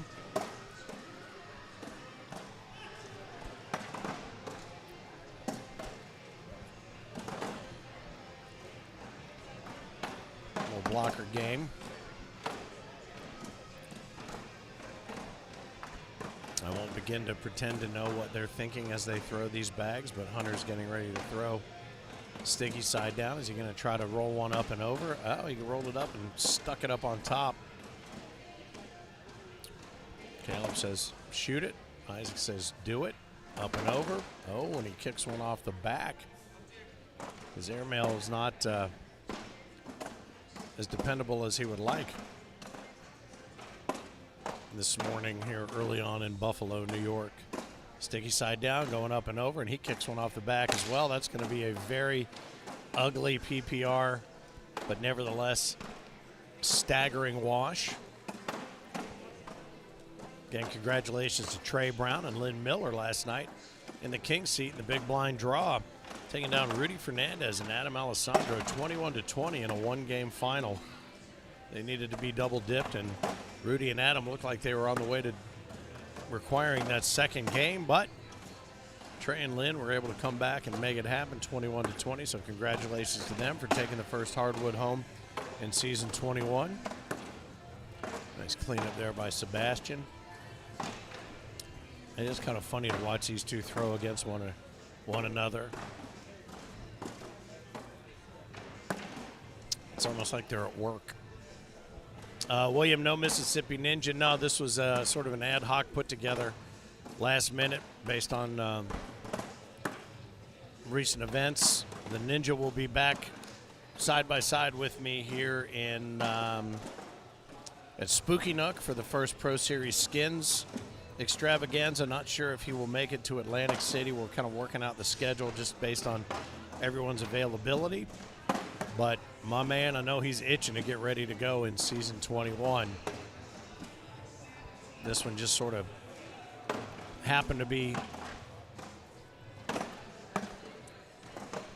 in my schedule and in my wheelhouse. So, like I said, just kind of sitting here playing it by ear, playing it by eye, and ultimately, as weird as this sounds, by mouth.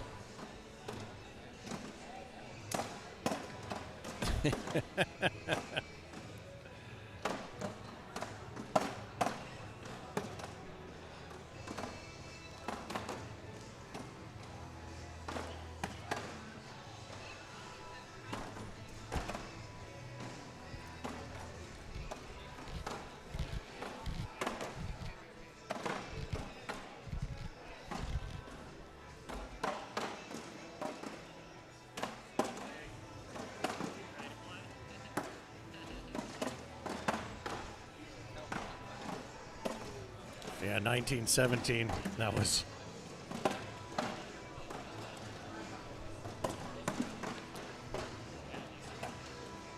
I looked away for a moment. Next thing I know, I look back. I'm addressing the stealth nature of the Mississippi Ninja, and all of a sudden, a very stealthy comeback happens. 1917. Well, look at this. He's going to cut it right to left, and he does. He gets it around that bag. It's just, that's the insane shot that won him ultimately, and that's going to take the king seat. Congratulations, Sebastian Barger, Hunter McCullough. They hold the king seat, and that is the shot that won him the king of cornhole right there. That ability to cut it right to left. That's going to put the Hurt Locker in the loser's bracket. They will ultimately face the winners that come out of the Scott Harper Drake Poole versus Team Gammon match. That will yield a match against Charlie Van Arsdale and Ryan Wiertsma. Caleb and Isaac will take a little break and await the opportunity to get back to what could be a rematch here on center court, but a fantastic comeback and amazing shot making to get it done for Sebastian Barger and Hunter McCullough. They are in the king seat for World Doubles. Next match. Yeah, we'll take a little break here. Right now, Scott Harper and Drake Poole are down 9-6 to Team Gammon, Matt and Todd. So we'll take a little bit of a break, and then the next match will be the winner of that game against Charlie Van Arsdale and Ryan Wiertsma back here on center court as ACO World Doubles from Buffalo, New York, and the RiverWorks right here on the river off the coast of Lake Erie on the ACO Digital Network.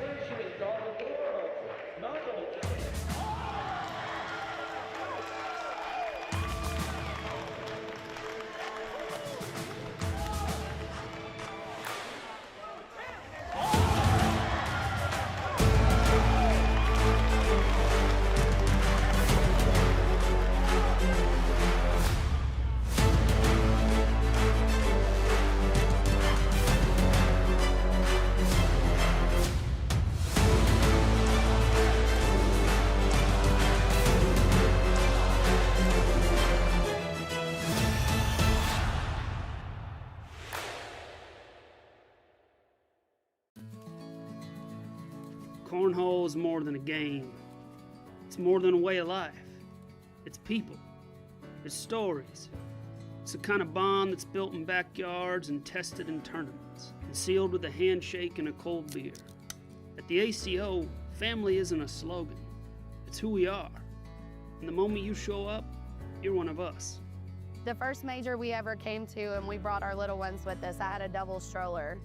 And I love that my kids have grown up in the ACO now. Everybody knows who they are. So it doesn't matter if you're a mom or an aunt, it doesn't matter. You can bring your children here and there's never anything to worry about. My kids now have friends all over the country and they get so excited to be able to see everybody whenever we travel. So watching them grow up and then being in this atmosphere of watching everybody be a family as a whole is one of my favorite parts.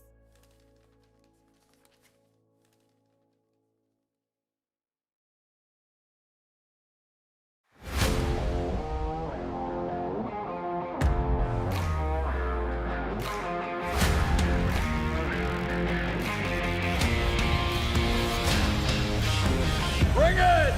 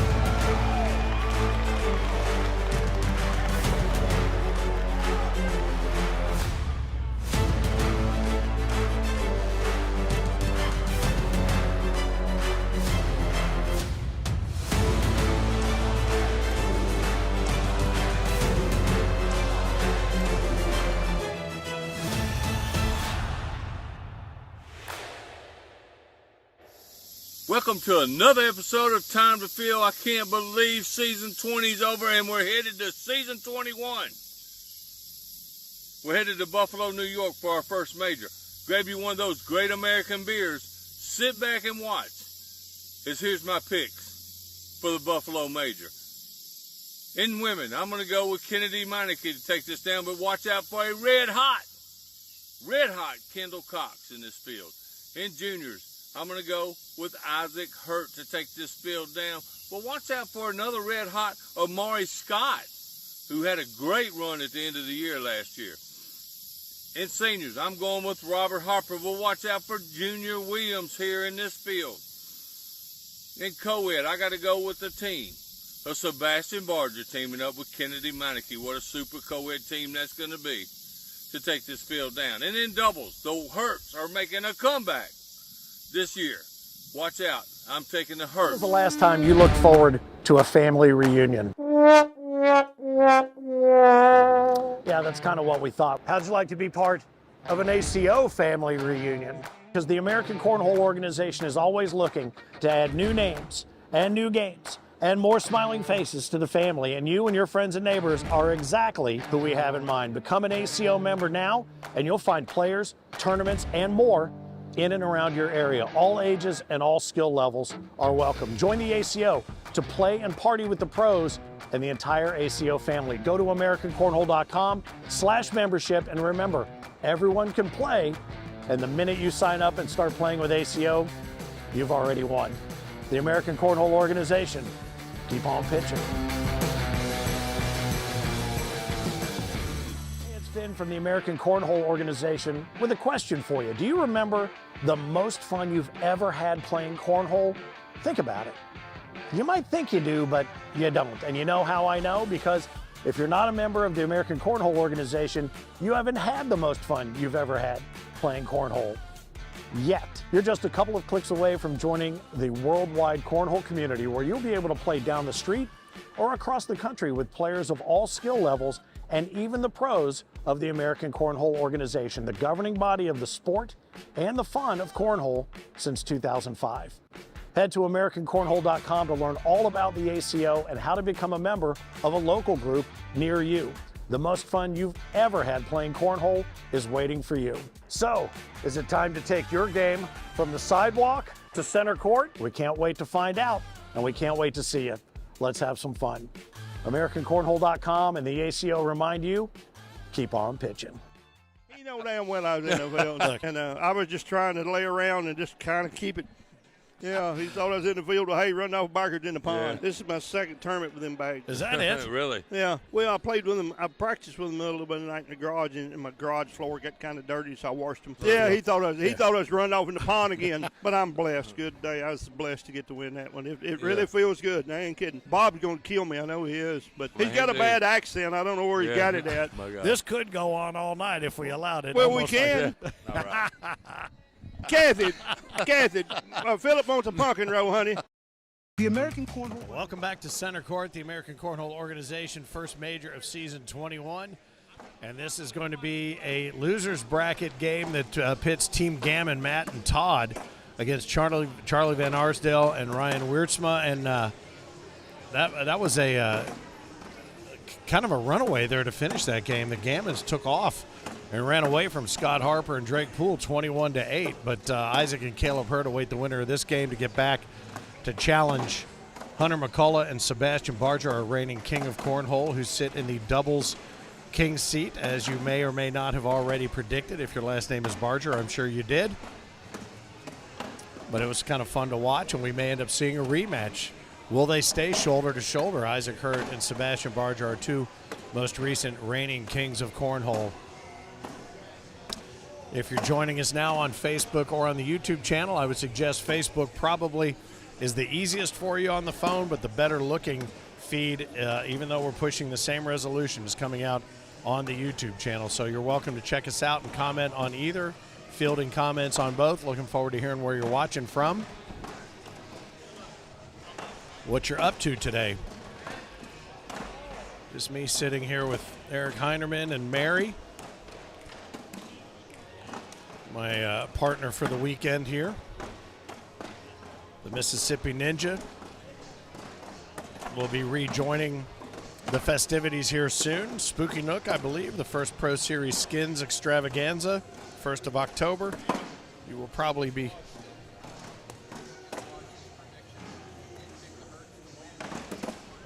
yeah, oh, that's right. Yeah, from he went way out on a limb and did not stray far from his predictions over the last, I don't know, all of the years picking the Hertz to win doubles. So they do have work to do based on the time to fill picks from this past week's taco. But Todd, Matt, Gammon may have a little something to say about that, as may Charlie and Ryan. So we shall see.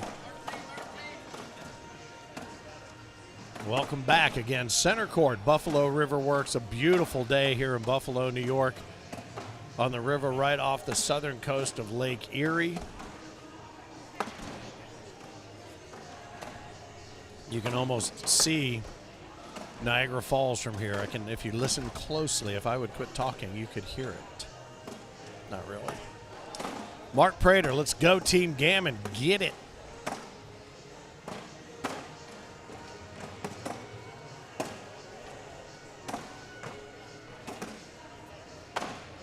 That one gets hung up just a little bit.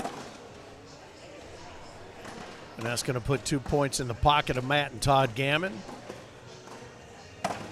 Which is funny because as I've continued to be involved with and grown with the ACO, the first time I saw the Gammons, I think the entire time I was calling their match, this had to be 6 years ago, 7, 8 years ago, I thought they were brothers. I thought they were a team of two brothers, and it took me a minute to realize that they were father-son.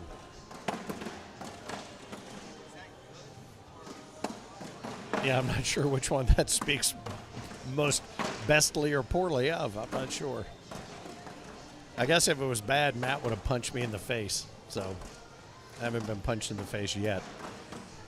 And Bag got up and over, kicked one off the backside, dropped one in. It's the first time I've seen Todd, though, with these earbuds. He's playing with these earbuds this year. Oh.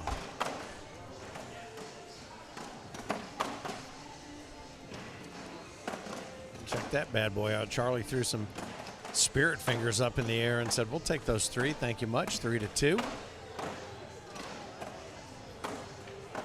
It's hard to believe we're already underway in season 21. It seems like the paint just dried on the season 20 championships.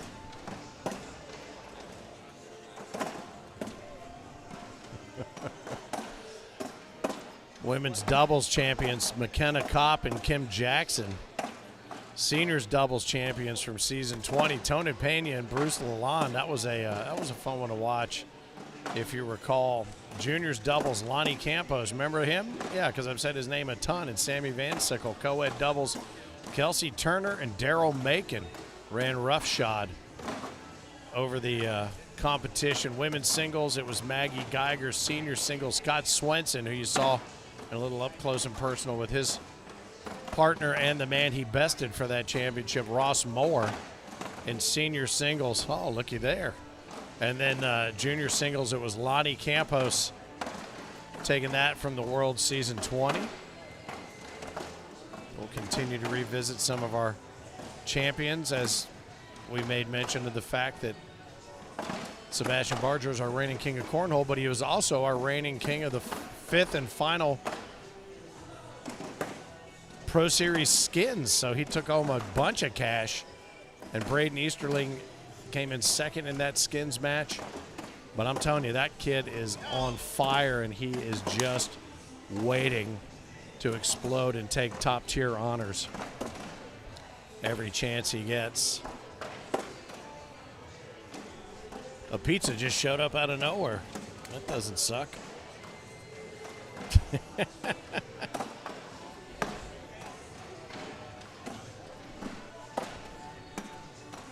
Junior Williams, nice enough to bring over a little pepperoni and sausage. Gotta love it. Food here is fantastic. RiverWorks does it right. Up the middle, opening that wide up there for Charlie.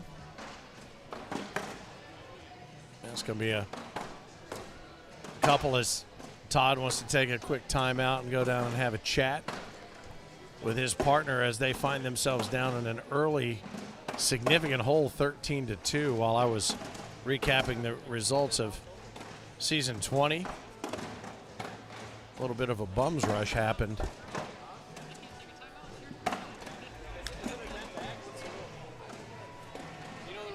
Timeout maybe to break momentum. You know the rule? If it's our throw and they take a timeout? Oh, I don't know.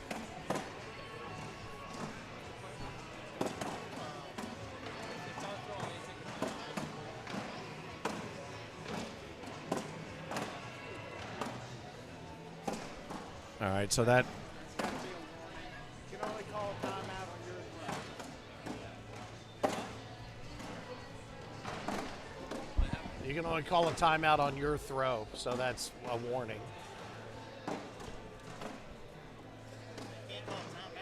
On your throw, you can call a timeout.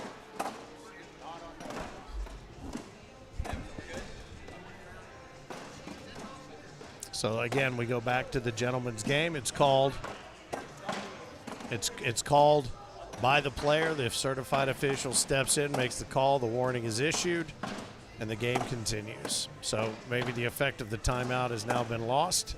Nevertheless, we will find out. Isaac and Caleb Hurd await the winner of this game to fight their way back out of the loser's bracket to take on Hunter McCullough and Sebastian Barger, who hold the king seat now in World Doubles. Singles play starts immediately after. And a World Singles champion will be crowned for Major #1 here in Buffalo before all is said and done today.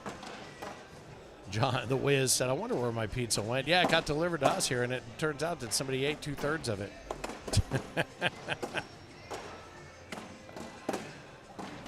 Everyone seems to be surprised that Charlie's not wearing a NASCAR shirt. Is that right? Interesting, NASCAR. I was not a fan of NASCAR. Then I moved to Atlanta. Then I was a fan of NASCAR. And then I moved away from Atlanta. And then it didn't matter to me anymore. I shut down Kentucky Speedway, which was the closest opportunity we had to dig it. But I will say there is not much more. Yeah, they do oddball stuff down there every once in a while, but for the most part, it's shut down. But I will tell you, yeah, that's where they were storing all those cars that couldn't get their chips during COVID. There were thousands of trucks and cars down there just stored at the racetrack, yeah. People have been breaking in, shooting influencer videos thinking that it's abandoned. It's not closed. I mean, it's still a thing. It's still illegal for you to bust in there. But nevertheless, I saw Metallica at the Kentucky Speedway. That's the only thing I've ever seen there. As Todd Gammon lays one up behind Ryan's bag. Ryan should just run up the middle. Oh, he's going to reblock and pinch everything up. Force Todd to go up and over, which he does. Nicely done. Great shot. Just cut it. Yeah, just cut it left to right, Charlie says. There's no way you're going to be able to run through and get all three of them, he says. He's going sticky side down, so it looks like he's taking that device, going to cut it left to right, and he does. Nicely done. So that'll cost him. I don't think it's going to cost him anything there. Yeah, it's going to cost him 2. That's right, yeah, because one kicked out. So 14 on 8. But back to finish the NASCAR thought, I will tell you, I actually, to be honest with you, thought it was stupid that as we talk about the environment and this and that every weekend we were burning thousands of pounds of fuel into the air and whatever just to go around in circles and ovals and everything else. But then I went down and I got to stand in the pits on a hot pass when all of them kicked it at the same time when that pace car came off, and every cell in my body went crazy. That's going to be another boon for the team Gammon. 14-12 now. They cut into that lead from Charlie. But yeah, I'm telling you something. There is no feeling like that in the world. Every hair on my body stood up. Really. Chicago Speedway, Frank Gears and Heinerman rode in the pace car with Dale Jarrett. That's to set off a race, to start a race. Oh, just to run the track. Well, that's the closest, in that fourth turn in the hot pit, the closest you'll ever see all those cars going that fast at the same time the whole day, and it blew me away. And then I got it. All right, so these guys, there's a little bit of more animation out of Todd Gammon, so 14-12. Now becomes a lead change of 16-14, so that was a fortuitous timeout. Even though it cited a warning.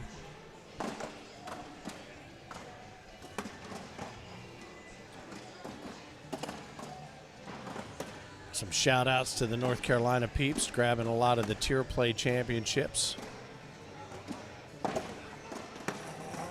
Ooh, and that one leaks off the backside. Charlie says, all right, I'm going to put that one on layaway to run it through.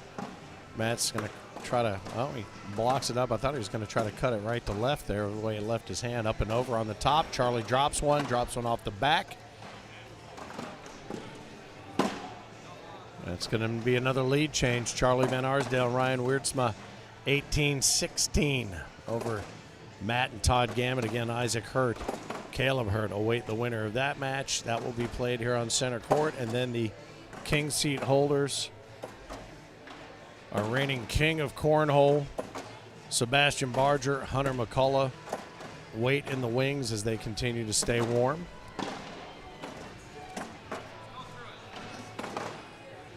Charlie says, just go through it. Coming in hot, run through.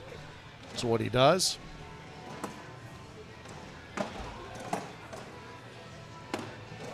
Both.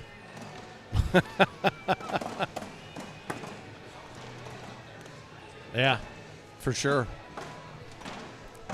Matt says, just run it right up through the middle, see if you can catch them both. Well, he almost did. That's going to be a two-spot to Charlie and Ryan, it looks like. He tried to get in there and sneak it through, but that puts Charlie and Ryan on a 20. They've had the lead, lost the lead, regained the lead. Now they try to secure the win. Bag gets away from him there. Matt takes ample opportunity and advantage of that.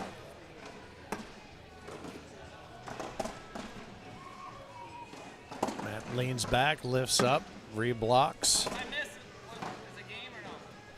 If I miss the airmail completely, is it over? 3 on 4. Matt's got one more bag. He wants to take a timeout on their throw. My bad, dude. I rushed. So he's got to figure out now the math with a 20-16 lead. Congratulations, Jonathan Cook and Montumi Glenn, Tier 2 winners.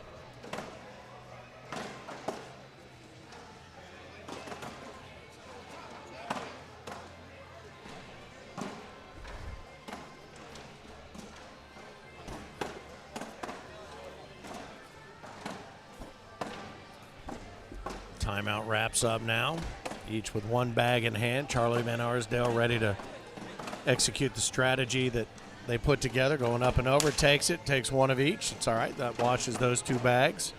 It's a good shot.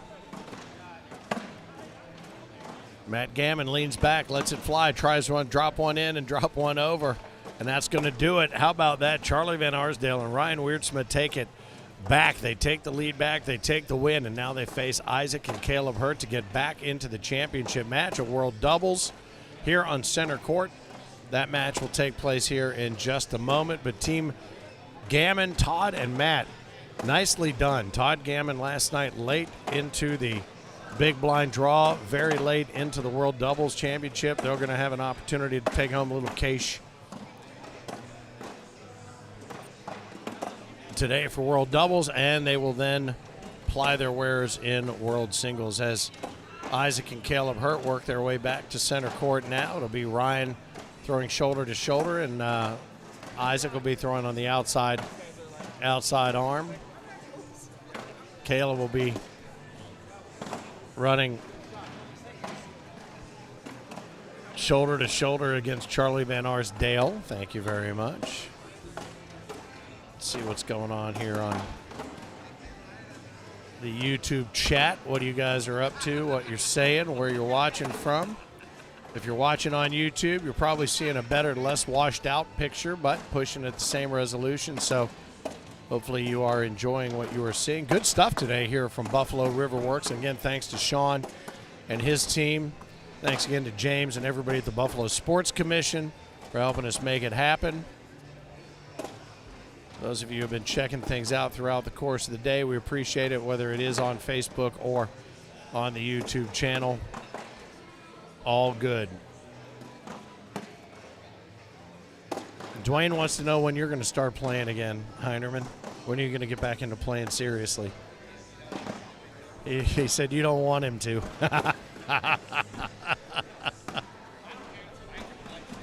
He can play right now, he says. He could strap it on, and that's probably a poor choice of phrase, but he could strap it on and do it right now. And later in the day, I'm going to tell you something. The later we get into this, the more people he'll be able to take down, either in cornhole or wrestling. Trust me, I've known him long enough. He can here it comes. He can I should have you put on a headset for this. He can come out in an SCR frame game and throw a 136. He guarantees it. I can also guarantee you if he doesn't, I don't want to be his roommate anymore. As the final warm-up tosses are exchanged here on center court. Can we smoke cigars out here in the open air? Don't know. Anyway, he says this game is easy, Dwayne. He can get out there and get it done immediately. He's got the eye of the tigress. Kevin Salvador, let's go, Sebastian Barger. He's holding the king seat right now with Hunter, awaiting the winner of this match to find out if they'll be doubles champions and if he'll just pick up on the hot streak that he ended on as our reigning king of cornhole. Michigan's checking in, supporting our Michigan fellas. That's how you can tell you're from Michigan. Our fellas, Wisconsin, Michigan, the whole group. Sponsoring and supporting our fellas.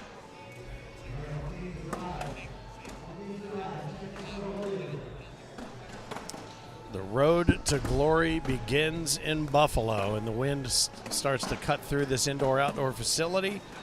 The sun seems to be hiding behind the clouds, which is good for the ability to see all of the boards. And this game is underway. Isaac Hurt coming in to bounce one up and over the top. I don't know if I'm imagining this. With one bag left to go, he's just going to do the same thing he did last time. Yes, he did. He says, my bad for leaving one hang out to the left. That's going to be I believe, a 10-10. Washington's leaves things on the zeros here. We talked about this, the I Told You So tour. I wonder about the pressure. And Sebastian's about to find this out, as many have. That bag's getting ready to go.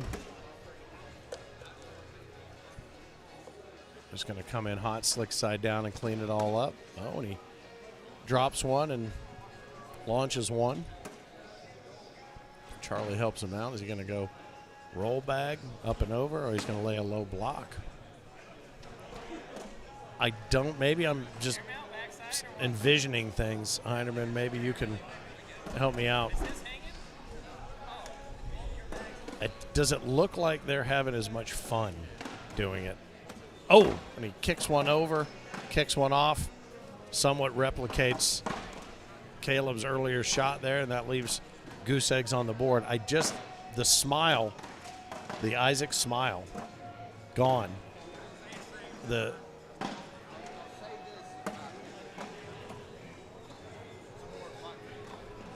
More fun when you're winning.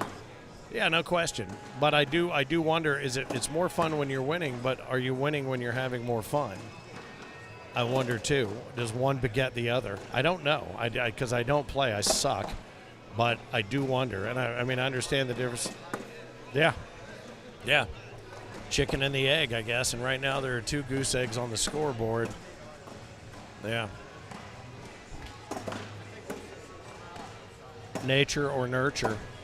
Well, it's been a minute since we've seen Caleb really enjoy playing, I think, the way that we were used to seeing it. I may be wrong, I don't know. But I may be right. Billy Joel said it best.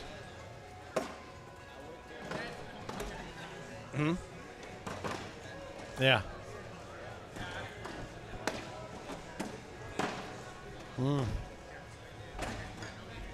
Well, we shall see. This is the pudding from which the proof is drawn. Thank you very much. Me and Shakespeare wrote that.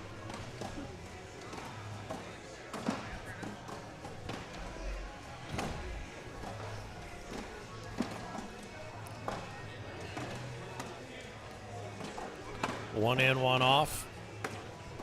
Nice bag. Yeah.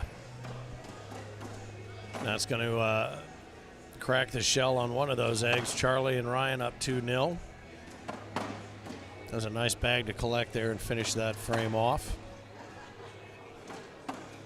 Stinky Pinky says, let's LFG Michiganders. Stephanie's fave is Charlie. Go figure.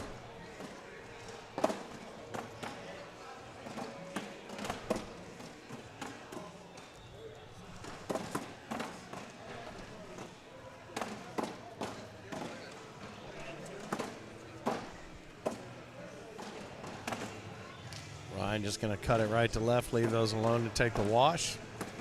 Oh, he stacks one up. Oh, Isaac's still got one left. I didn't see that one sitting down there. Cut it right to left to take a couple. Oh, he's just going to sit it there on the board. That's going to be another wash. Two snowmen on a beautiful day here in Buffalo, New York. For those just joining us, Finn, the loudmouth for the ACO, side by side with Eric Heinerman, the string puller behind the scenes here on center court at Buffalo RiverWorks, the first major of season 21 for the American Cornhole organization. Feels like we just tied a bow around the crowning of a king in Tulsa, our Tulsa King, Sebastian Barger. And now we're already underway to find out who will challenge him on that double four-bagger from these guys for that king spot. Will it be a repeat? We haven't had a repeat in quite some time. Will it be a repeat? We shall see. All right, so after this match, after the doubles final, we're going to take a break, and then we'll be back for singles action throughout the rest of the afternoon here, again at RiverWorks. Sean and his crew, outstanding hosts. Thanks to our friends from Rocket Bags and Hammer Time Cornhole for being here, vending their wares, and part of the ACO family, approved and stamped and all that good stuff.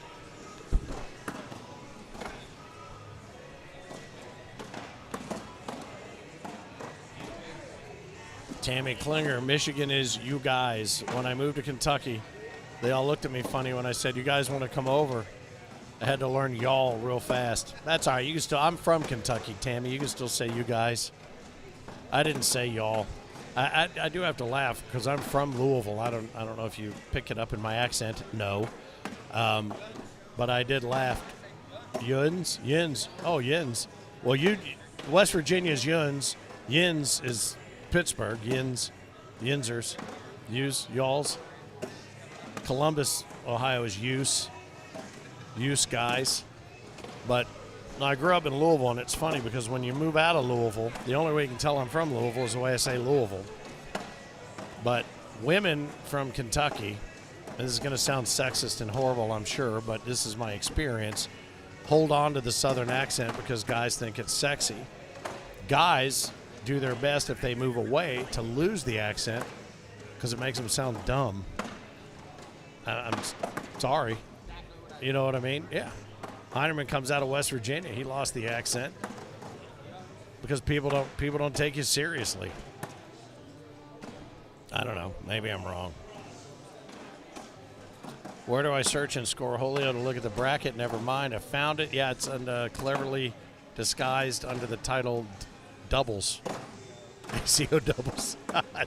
I'm not making fun. I struggle the same way. I'm like, I don't, with all these different brackets and this, that, and the other thing, I'll pull up something I think is it, and that's not it either. So, Pinky, I'm not making fun. I'm right there with you.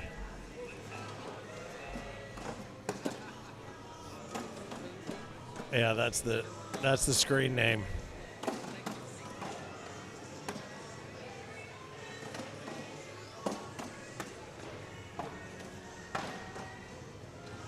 Dwayne wondering if it's the smiling faces being having been abandoned by the Hertz. Maybe it has something to do with their bag switch, but we've seen them switch bags over the course of their careers a couple times, and it might take a tournament or two to make a difference, but I think it has to do with the amount of time they're able to prep. And I think there was so much in that. Having seen their practice facility firsthand and knowing how much time they spent in it versus how much time they're able to spend in it now with, life, it is what it is. I think really good players can throw any bags they want to and make them do magic. And they've overcome bag switches, the psychology of all that, time and time again.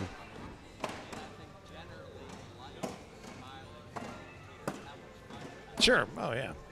Smiling, yeah, absolutely. Smiling is sort of your barometer that everyone can see. And again, life, yeah, exactly. Well, that's exactly the barometer, your fun barometer.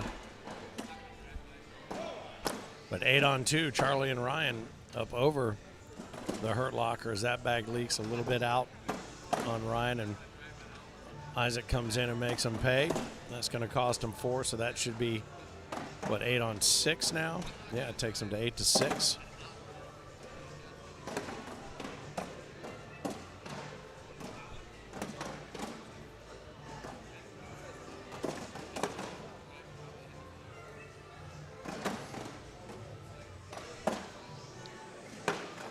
Charlie's bag left out there. Orphaned out to the left.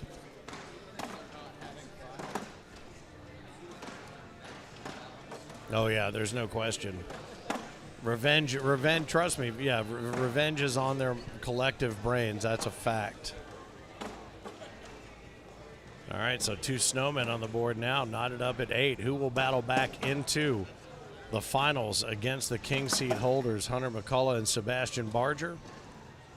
There's only one way to find out. Don't go anywhere. You can buy the whole seat, but you're only going to need the edge. That's one of my favorite things from monster truck commercials. You can buy the whole seat, but you're only going to need the edge.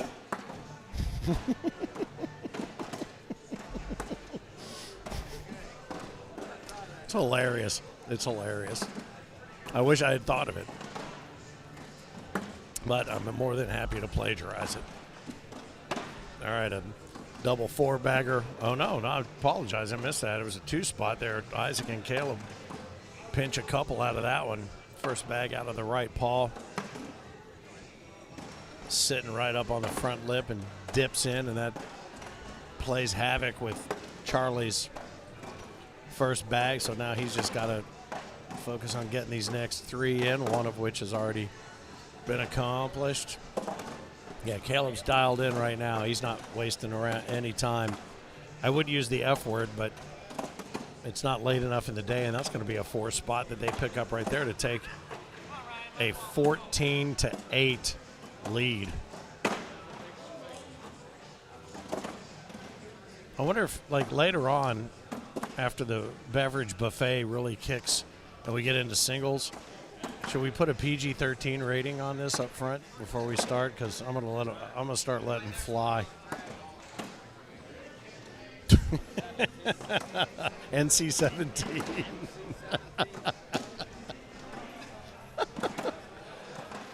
Oh, and a bag gets away from Ryan and just sits up there. And I'll tell you something. I think this is the vengeful nature of what you're talking about right here. This is dialed in. This is heat-seeking. And that's another 2 spot. That's going to double the lead now to 16-8.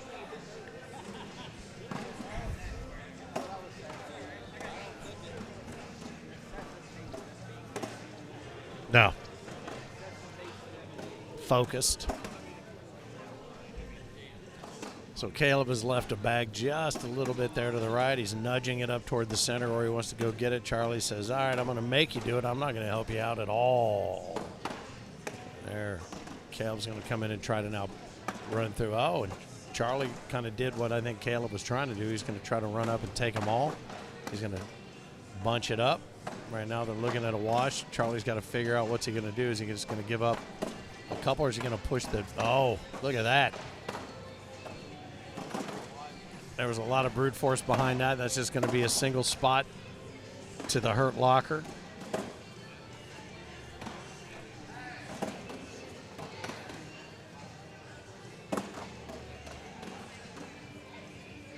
Dwayne says, can't wait. Oh, for the NC-17 version?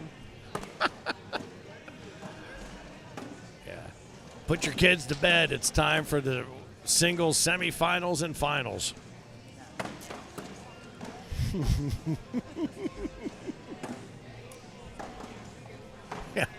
Yeah. Since our main F word, Frank, isn't here, we'll try the other one out for size. How about that? Nah, I'm just kidding. It's family. That's the F word around here. Isaac's got his work cut out for him here, up 17-8. Is he going to come in hot, or is he just going to tell? Oh, nice collect right there. Best case scenario here is a wash. Ryan says, yeah, I'll go ahead and give you that one. That was a nice pickup there by Isaac. And we saw Charlie earlier do the very same thing. He made a great shot in the game leading up to this one. Glad to see so many of you checking things out on Facebook and on the YouTube channel. It looks like Facebook has evened out a little bit with these cloudy skies. I think we're finding decent lighting, but the YouTube feed is a much cleaner feed. Oh, nice up and over. Charlie coming up. He's going to, oh, he tried to do the same thing. That one just completely got away from him. Ah, leave it. YouTube should be the best because, oh, wow. Is that one going to drop? Is it going to take? Oh, they're not going to even take the 5 seconds and let it live there. So 17-8 becomes 18-8. It only costs them the single point. Honestly, I don't. Here's the thing about the feeds. Facebook's probably easier. I'm more of a fan of YouTube. You know why? Because I don't know the name of the person that owns YouTube. Does that make sense? I can't stand the name that I know that owns Facebook. So that'll probably get us kicked off Facebook at some point. That guy's a right. Yeah. I'm gonna get meted. Guy's a tool. All right. Yeah, a bunch of guys with tape on their glasses. Yeah, I don't want to get mean with you, but you better get in our van. Man. All right, that's gonna do it. That wraps things up. Isaac Hurt, Caleb Hurt will advance to the rematch. Charlie Van Arsdale and Ryan Wiertzman nicely played. What a great doubles tournament they did play. Now he's got to go change into some NASCAR gear and get ready for singles play. But Sebastian Barger and Hunter McCullough are going to be facing off against Caleb and Isaac Hurt, the rematch. This is the game that bounced the Hurts into the losers bracket, and now you're going to see it live here on YouTube and Nerd Vision.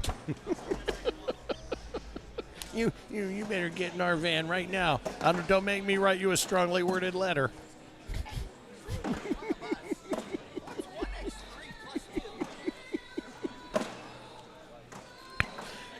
You know what? My name is Al, Algorithm, and you better get in my van right now. We're going to take you, our boss, our Mark, he has some very serious words for you. Man. Man. Man. Yeah.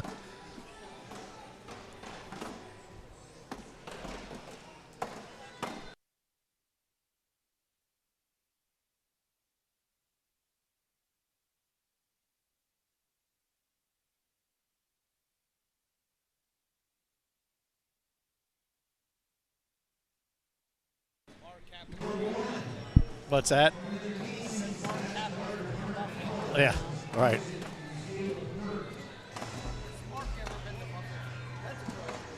No, you kidding me? No. Mark suck a bug.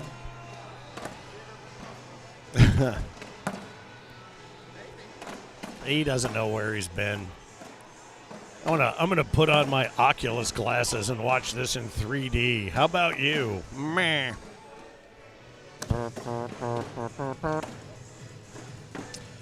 Glad to have you along for the ride here, Buffalo RiverWorks Center Court, American Cornhole Organization. This is the World Doubles Final. Sebastian Barger, our reigning king of cornhole, and his partner Hunter McCullough, standing shoulder to shoulder with the previous king of cornhole, Isaac Hurt, and his older brother and partner, Caleb Hurt. This is going to be a beauty. It's a double dip situation. Sebastian and Hunter have to be beaten twice.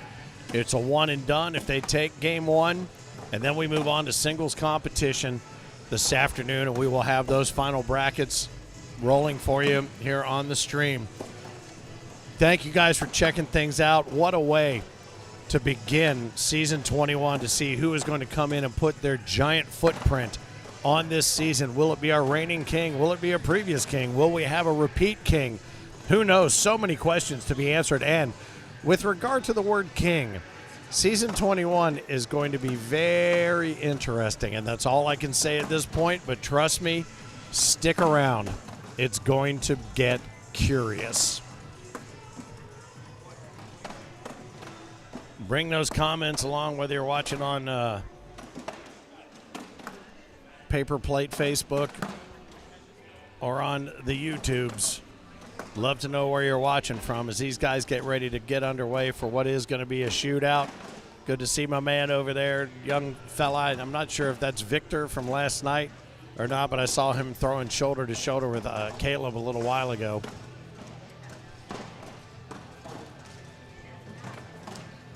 Philip Barnett, wherever you are, appreciate you, brother. Looking forward to getting shoulder to shoulder with you here in a few weeks as the first Pro Series Skins adventure gets underway. It's Spooky Nook in Hamilton, Ohio. Good to see some familiar faces and new faces here. You can tell that we're up in the Northeast because there's a lot of names that are hard for me to pronounce.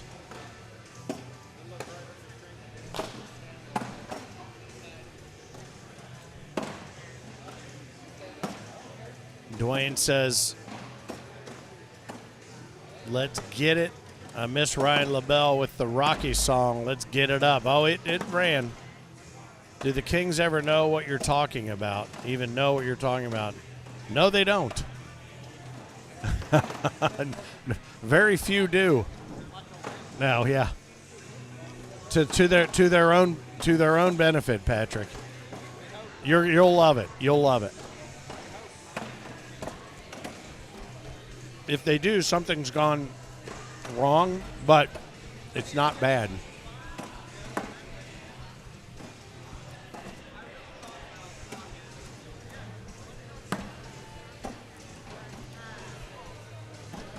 Patrick, actually, maybe you know, has Sebastian been fitted for his King's ring? That's what I want to know. And will he wear it? Or will he covet it and put it in a frame or under a spotlight? I'd wear it. Huh? Does he? EZ wears his from years ago.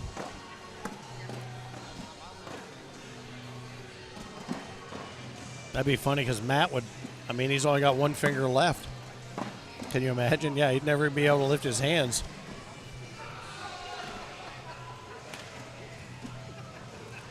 But I love it. And I will tell you something. I tried, Patrick. I'm talking straight to Patrick Barger right now because you can tell Sebastian about this later. I've got a friend who is the still photographer for different movies and TV shows, and one of his gigs is Tulsa King. He's the still photographer for the show Tulsa King, and I have been trying for a year to get a piece of Tulsa King memorabilia from Stallone or anything that I wanted to present to whoever was going to be the Tulsa King. And I'm telling you, I'm still trying. I want something from that show to give to Sebastian for being our Tulsa King. I may not be able to do it. I'd never talked about it. Frank doesn't know. No one knows. But I'm telling you now, because my friend Bloody Mary told me. Well, it may never happen, but I'm at least telling you I tried. Bloody Mary told me to tell you this. So, I'm sorry. Yeah, these guys are already underway, and I'm still talking about the past. Let's look to the future. But I am trying to find a piece of Tulsa King memorabilia to give to him to commemorate what was an amazing season and an amazing win. Kid's a great kid. Love him to death. He steps out here and he grips it. Boy, he takes just a huge thumb. And that's just an insane roll bag to stop right there at the top of the logo. Great airmail, too. God. This stuff, I hope we're taking a lot of instant replays on this. There's another one. Yeah, oops.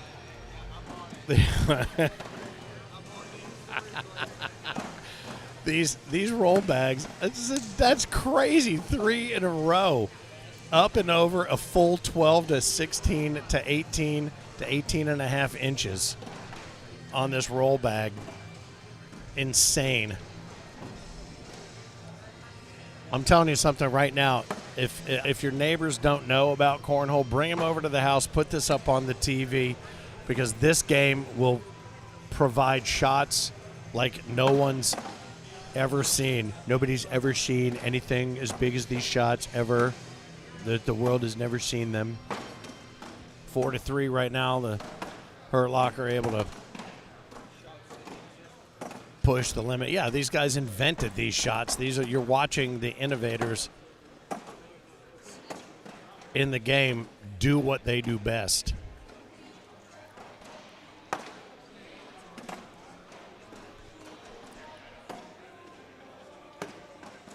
Oh, and that's going to leave a little something on the board right there. 4-3 becomes 6-3. Opportunity to put a couple more there, which might not have been a bad idea, but nevertheless. Over under 5 roll bags for the game. Yeah, he did 3 of them in one frame, so I'm going to take the over. It's going to be huge. No one's ever seen anything like it. It's like no one's ever seen. Look at this. Yeah. It's the greatest tournament we've ever had till the next one. Ever. Cut right to low, and that roll bag squeaked out and snuck out a little bit. Yeah. Isaac saying, you want me to come left or right? Caleb says, you're not going to get it. You're not going to get that. Now, to say you're not going to get it to Isaac Hurt is immediately the way to make him do the thing he's not going to get. Coming in slick side down hot. Oh, and he gets it. He does get it. Yeah. That's so insane. You're not going to get it. Oh, yeah? Frank, you. I'm going to go get it. That's our F word. We're going to use Frank. How about that? God love you, Frank. 10-3.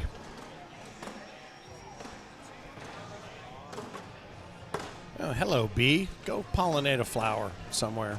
Leave me alone. Frank off. Go Frank yourself. For those of you who have reached out on behalf of the Gears family, we certainly appreciate it. And, you know, we get season 21 underway with a hole in our hearts, but hope as well as the Hertz put another couple up on the scoreboard. This is we have decided that season 21 is our season of celebration for those who've gone ahead of us and those who have yet to achieve in front of us. So we ask you to do the same. If you know what I'm talking about, understood. If not, you'll come to find out. But know that when we talk about the ACO family, we mean it. There it goes. This is exactly what we mean, and to see everybody get together for the first of what will be many family reunions over the course of this season. We love you guys. We appreciate you guys, whether you're here or whether you're watching and you plan to join us at some point down the line. Know that we love this. We love you. We feel the love from you. And that's really all that matters. God bless the next day.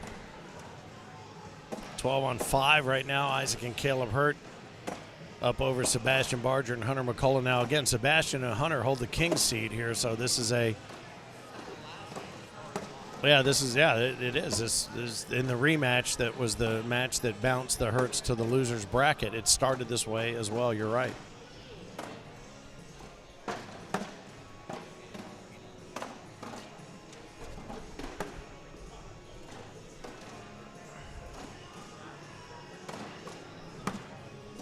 Let's see Kim Jackson back there chatting it up. You see her in the background with Charlie Van Arsdale. You're not going to believe this, but I believe they're talking cornhole. Fourth bag blues. Yes, indeed. That's going to cost them a couple. That's going to eat into that lead. 12-5 becomes 12-7.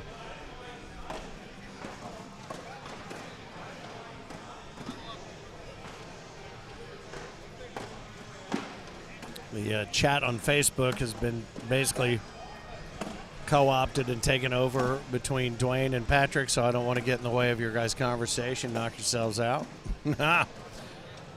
Cornhole with Smooth podcast, checking things out. Prayers for the Gears family, brother. We appreciate you. Thank you so much. Just know that when you see him out on the road, which he intends to get back, I think, next week to Lake Charles, a quick hug, a quick kiss, mean the world to him, and then it's back to business in honor and in tribute. So just know that.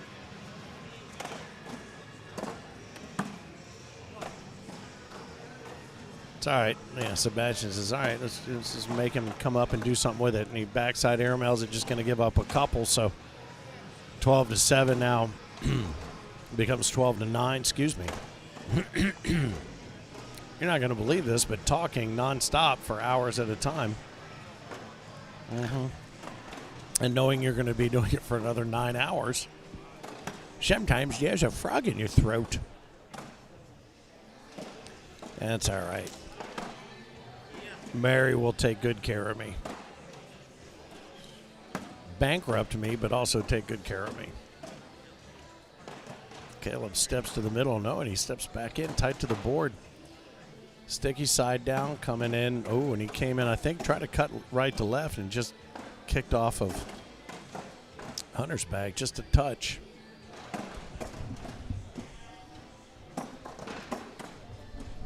What you hear in the background is singles play getting underway, and we will ultimately bring you all the action of those brackets here, whether there's commentary. Oh, nice bag. Gets a little round of applause and a standing ovation from Isaac. Oh, look at that. This is going to be a pivotal frame, and oh, nicely done. Way to get up and around that one. So 12-9 has now launched to 15-9. Now it looked, and what's funny is you look at that and you think, oh my God, it's much worse than the score would indicate. But the thing is, this is where a short memory works to your advantage in cornhole as in golf. And the battle continues. And 15-9, not insurmountable. The bottom line is the Hurts have to do it twice. Sebastian and Hunter only have to do it once. Oh, and he tried to get up and over to try to max out and try to drag. Missed it off the back. Sebastian, he tried to cut that right to left. He's had that bag for months on end. Didn't happen that time. There it is. There's the airmail drag. And he's like, damn, I should have been able to do that the first time up and over on the backside. Wow. That's a big finish right there, and that's going to be 15-10. Sebastian and Hunter pick up a couple more.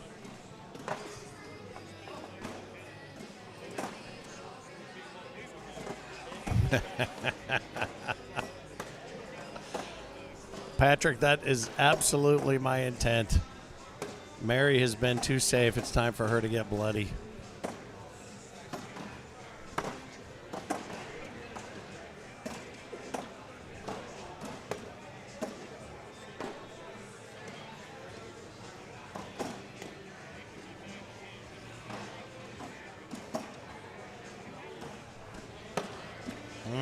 Boy, and that went slick side down and just went too slick. It leaves that middle open for Caleb, and Isaac gives him the fist bump. Pump, not bump. Up and try to hold that middle. He does. Slick side. He's throwing slick side down. Earlier, you guys were asking, is he throwing all slick side down? And he was rotating back and forth, but this time it appears he's throwing a lot of slick side down. Oh, it's okay. That'll keep it. Thank you. You know you're doing things. You know you're doing things right when the championship match is happening and the mother of the people playing is trying to keep the backdrop from falling on you. It's truly family. It's truly a family. Thank you.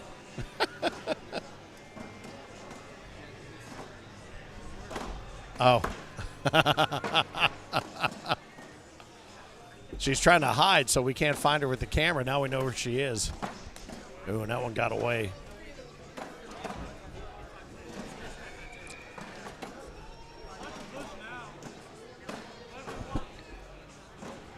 Yeah, looks to his partner, and when your partner looks at you back and says, do whatever you want, it's not really a great conference. Can't push on this court, he says. Interesting, because honestly, this is an indoor-outdoor setup. Oh, and Isaac comes in to try to take two. Yes, cut it. Yeah. He's saying cut it, push it. They're going to take a timeout because right now, and this makes sense to come look at it because earlier he said I cannot push on this court. Now, weather-wise, every board in this place is playing individually separate, if you will. We're indoor-outdoor, but I think he runs that up. He can leave both of Isaac's bags there. He's got one up on the outside around the 1 o'clock position that's not gettable, but he should be able to run this through and take both of his bags. But he's going sticky side down, so he doesn't want to risk running it off the side. No, and he leaves it set up top, so that's going to be costly.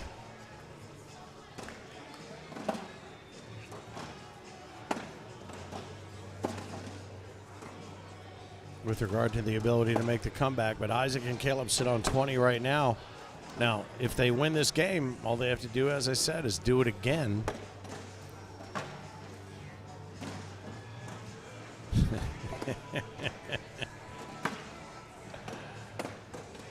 As a crowd is gathered around center court. Some very good-looking people, a couple of ugly ones. Fernandez, I'm looking at you. Oh, just a late tumble. One of each sitting in the front. Hunter comes in slick side down to clean up.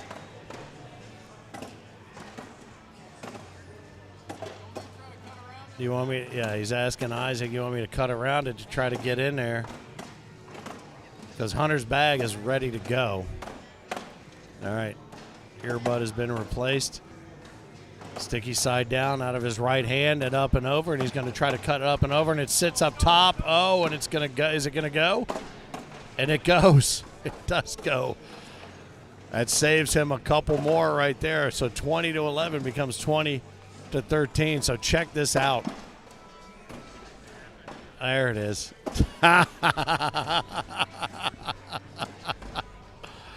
We got the sneaky cam on. We need to get like Skechers or somebody to sponsor the sneaker cam. Somebody trying to sneak around.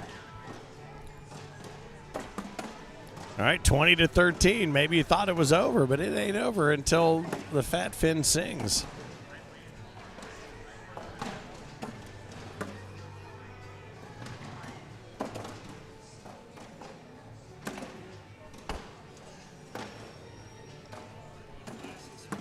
this game honestly feels, like I said earlier, when they played the first time, like it's been going on for a month.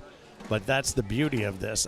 This is the competition that you want to see, and these are the shots that you want to see made. I mean, this is a clinic. What you're watching right now is a clinic in strategy, shot making, everything. Low block placed by Hunter McCullough. Will that bother Caleb? No, he's going to go up and over. Airmail, bang. This is a clinic, kids, I'm telling you. I wish I could do any of the things that are happening right now. Look at that. Gets around his own block, cuts it right to left. Beauty. Another up and over, bang. God almighty. It's actually, if Philip Barnett was here right now, my right, oh, he'd be insane. I hate these kids. I hate them. Look at it. Look, again. I hate them. I mean, I love them, but I hate them. Oh, that was, as soon as he let that one go, I knew that was in the bar. And my right arm would be one complete bruise. So, Phil, I know you're watching, and I know what you're saying, and I'm internalizing it all. Cutting it right around again. He does it again. What a shot. 3 times in a row. 3 times in a row. It's insane. Bang. And he did that 3 times not in a row. That is just crazy. You know what? Take that frame right there and make a DVD. Do people still watch DVDs? It's an instructional video right there. And now you're about to see another one coming the other way from Sebastian. First bag out of his hand, and he double clutches. Interesting. Oh, God. That's a Junior Williams block. Actually, I take that back. Usually if it's front board, that's what somebody told me. They call that a Junior Williams blocker. God love him. He and Tammy, part of the crew here this weekend. Oh, what the fuck? Are you kidding me? He hit his own blocker and bounced it in. He's laughing. He can't even believe he did that. Dude, that's insane. He hit that bag and bounced it up and in. I can't. I can't.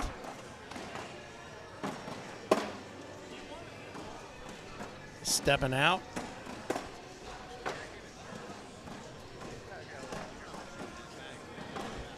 Yeah. Is he gonna? He's gonna come in hot and try to. Oh! Are you serious? Are you serious? What in the hell was that? I couldn't have walked up there with my hands and done that. Oh, and he misses that one. Come on. Do we have that on instant replay? No. Oh. That was a shot for the ages. Oh, we'll make a reel. Okay. You know, that's what the kids do these days. They make reels. Just so you guys know, we're gonna keep it real. So that's 21-14. That moves us into the second game of this double dip. What a shot that was, though, by Sebastian Barger. You don't see, I mean, that's typically the shot you see made by the guy standing next to him, who is still capable of those shots. But I would tell you, Sebastian made a shot right there I couldn't have done if I walked up with my hands and placed the bags. 2 foot, 18 inches at least, to push it up and through and collect everything. Insane. That's the greatest shot of the year. This is the best shot of the season.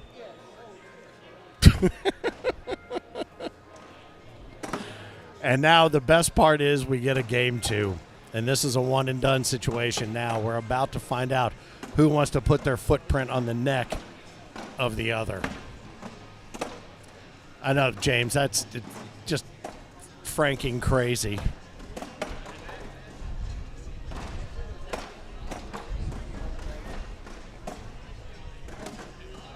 Yeah, great shot, then misses the open board. I know, that's insane, right? Too much adrenaline. You're probably right.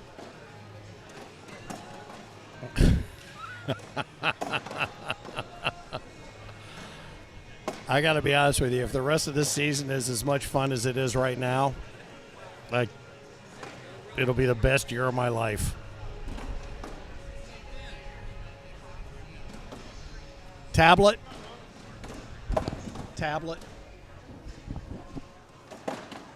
Oh, hang on.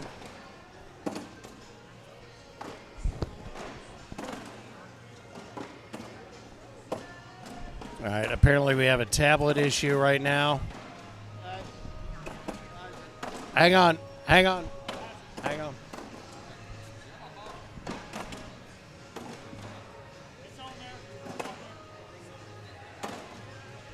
All right, we're good to go. Just making sure. I thought it was a battery issue. It was just a move to the next game. Isaac and Caleb jump out to an early 4-0 lead here, having won the first one 21-14.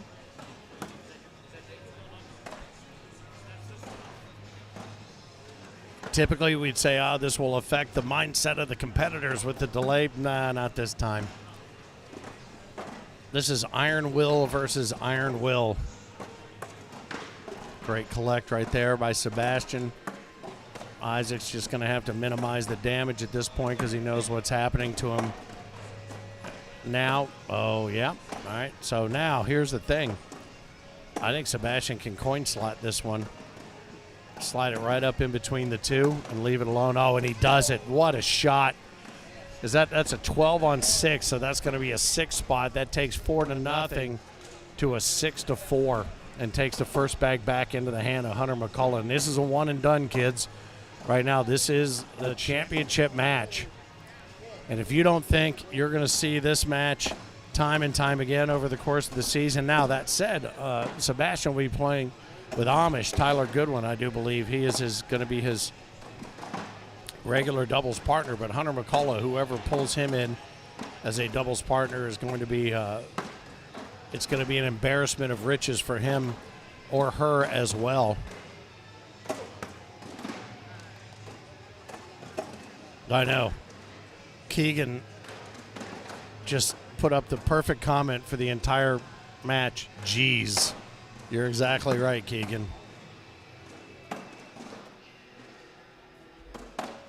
It's an interesting center court setup. We don't have a lot of room for spectators, but trust me, they are asses to elbows around here right now to check and see what's going on. I don't know what asses to elbows means. I've never really understood that phrase. Nuts to butts makes more sense, but whatever. Oh, and he almost was able to pull that one in.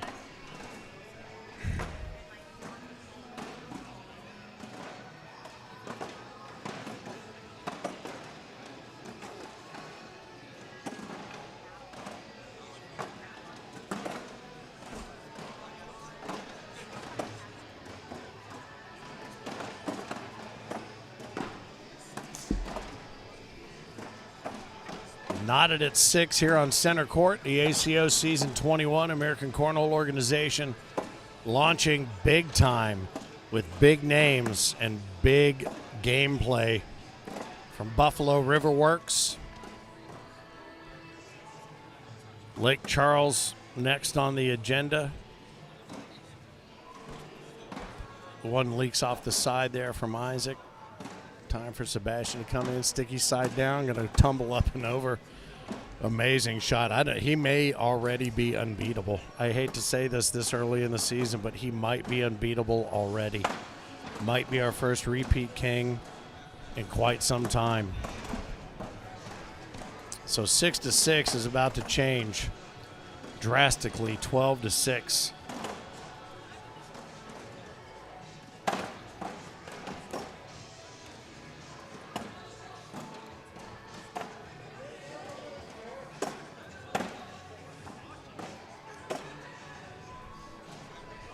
Hunter's gonna, I thought he was gonna lay a blocker up there, but he is throwing slick side down again. There's the block from Caleb right there. For those who may be new to the ACO, you're also seeing a wide array of jerseys here on center court. The Corny 40 jersey that our king is wearing right now puts him in the top 40 of the players from the season. The green jersey on Isaac standing next to him is player of the season for singles of everyone in the ACO last year. So we have two kings standing side by side, season 20 and season 19. You look at Caleb, he's got the new pro jersey on for this coming season. And Hunter is wearing the purple jersey, which is indicative of having won a major championship for the ACO. So again, the jersey is the coin of the realm in cornhole. That's why you see so many different designs and so many different looks, and different jerseys will be brought out at different times. What's interesting, the Hertz, if you recall, when they would play for a doubles championship, would wear those team of the season or those champion jerseys when they'd play. They're not wearing them today in the championship match because this is the, as you've said, the revenge or the I told you so tour. They're going to come back and earn the ability, I guess, or the not the right, but their desire to come in and sport that and flash that. Oh, that bag, he tried to hop it up and over, but it just fell tiny bit short.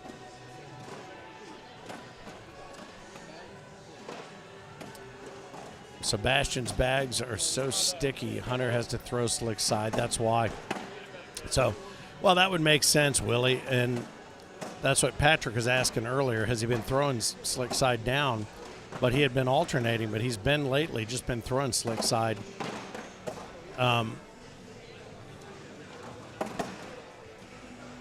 Hunter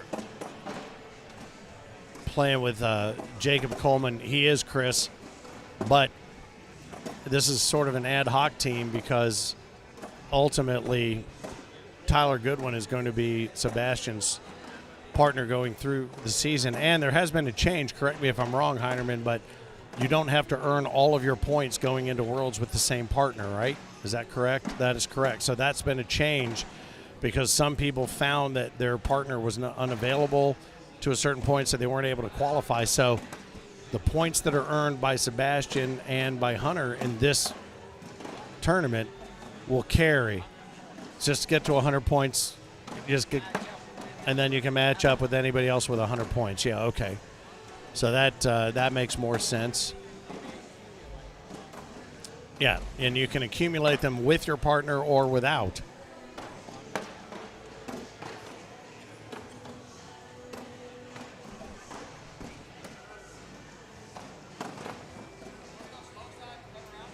Slow side cut around.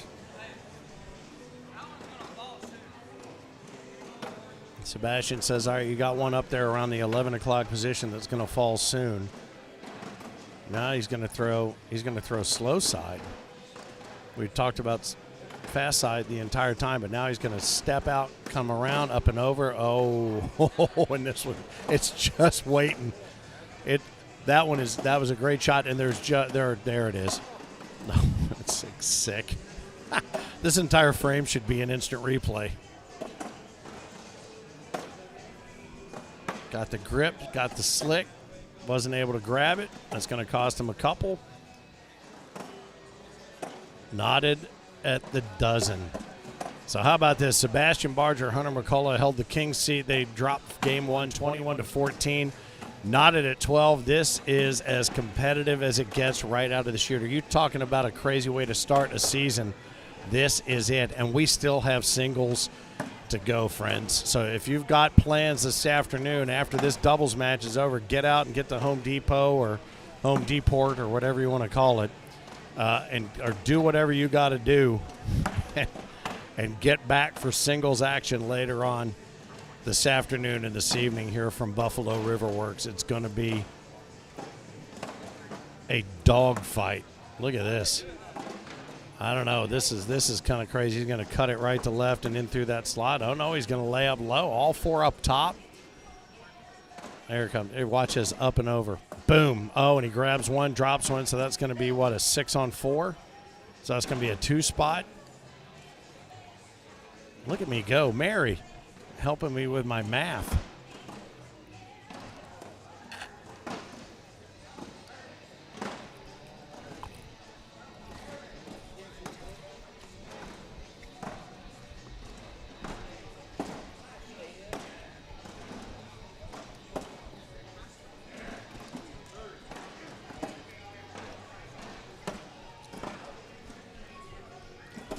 These are all destined to go. Good bag there by Caleb to make Hunter think about this one. Good collection, open board. Caleb knows what to do with that, and he does it.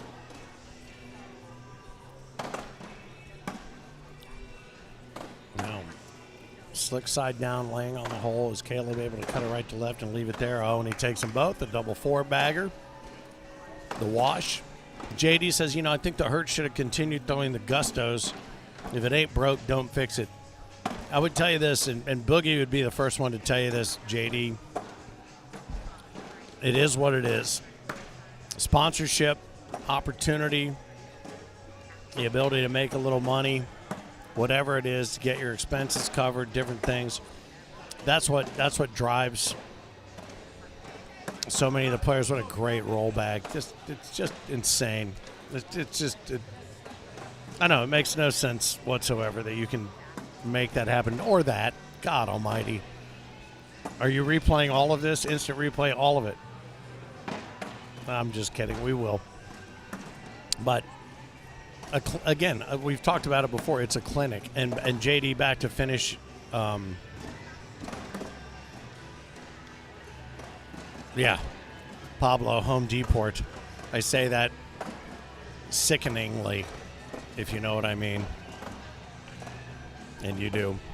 It's insane to me, whatever.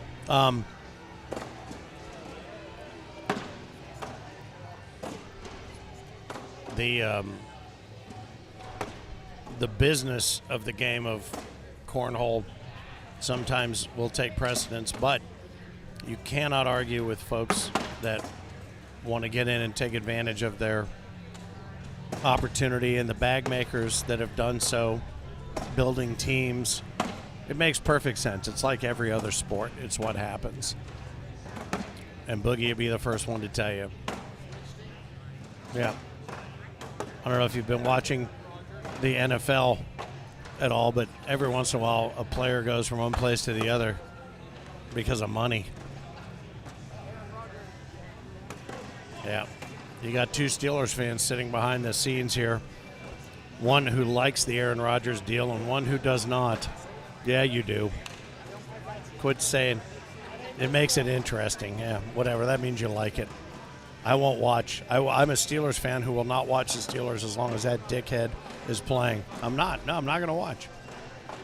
I'll watch the scores, but I can't stand. It was the same thing when they signed Michael Vick. No, I'm going to watch the final score.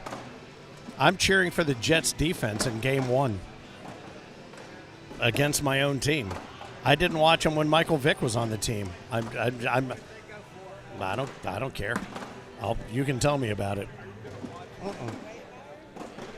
No, as long as they beat the Bengals twice, beat the pudding out of them. Oh, that bag drops. Nicely done. Focus on cornhole, mister. I got somebody in my ear barking at me. Focus on cornhole. Nicely done. 16-12. Now, no, it will not. Become 16-14. No, when they had Michael Vick. If he's playing, I will not watch. If he goes out of the game and Mason Rudolph comes in, I'll watch. But Michael Vick, I wouldn't watch him when they had him. I hate that guy too. Sorry. That's Mary talking. 12-0, I won't watch. Nope. No, I won't. I'll come up here to watch him play in the AFC Championship game against the Bills and cheer for the Bills against Aaron Rodgers. He's an idiot. He's a dope. Anyway, YouTube is clearer, yes.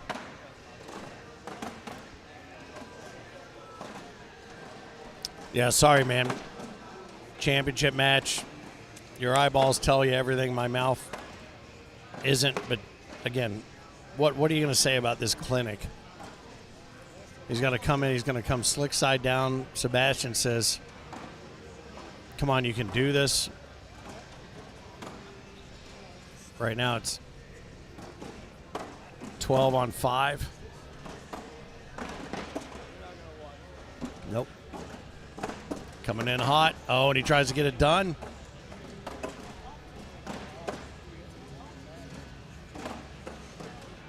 All right, 18-16. Isaac and Caleb took game 1, 21-14. This is the revenge game because it was Sebastian and Hunter who put them into the losers bracket. They fought their way back through to get here to center court. The I told you so season, yeah.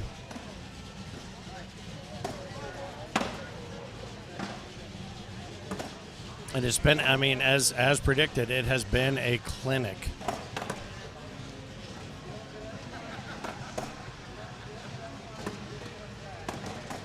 Sean Priest, Who Day all day long. Who Day, you know who day is? We Day. Everybody day. Till you get rid of Mike Brown, you're doomed. Yeah. Okay. All right.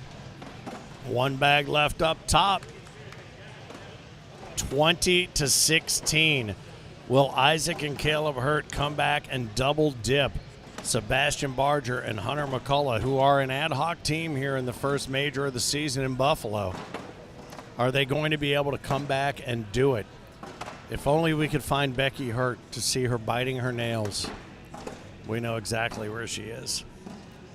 But I'm telling you something, this, whether it doesn't matter which team you are in favor of or cheering for, this has been a fun match to watch because the shot making has been insane.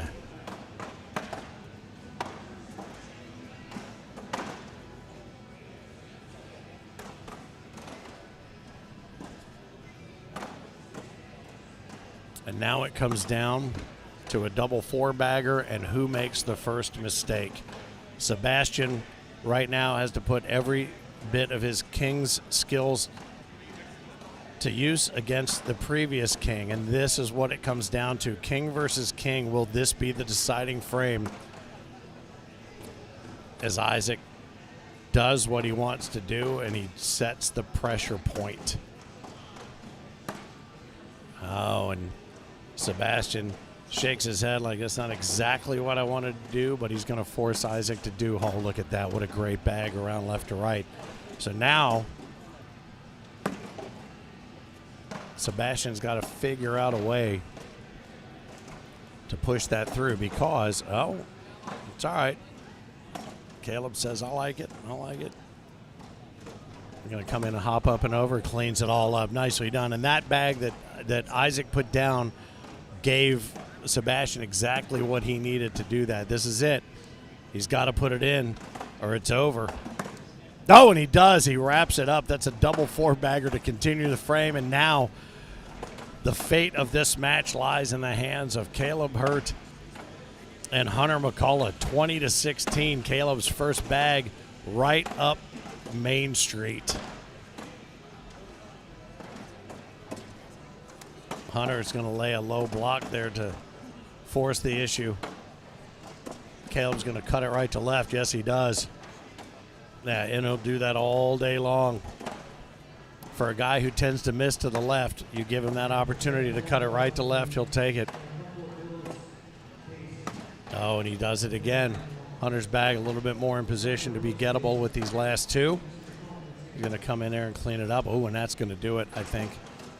If Caleb is able to do that and finish, he finishes 12. This is it. Is this going to be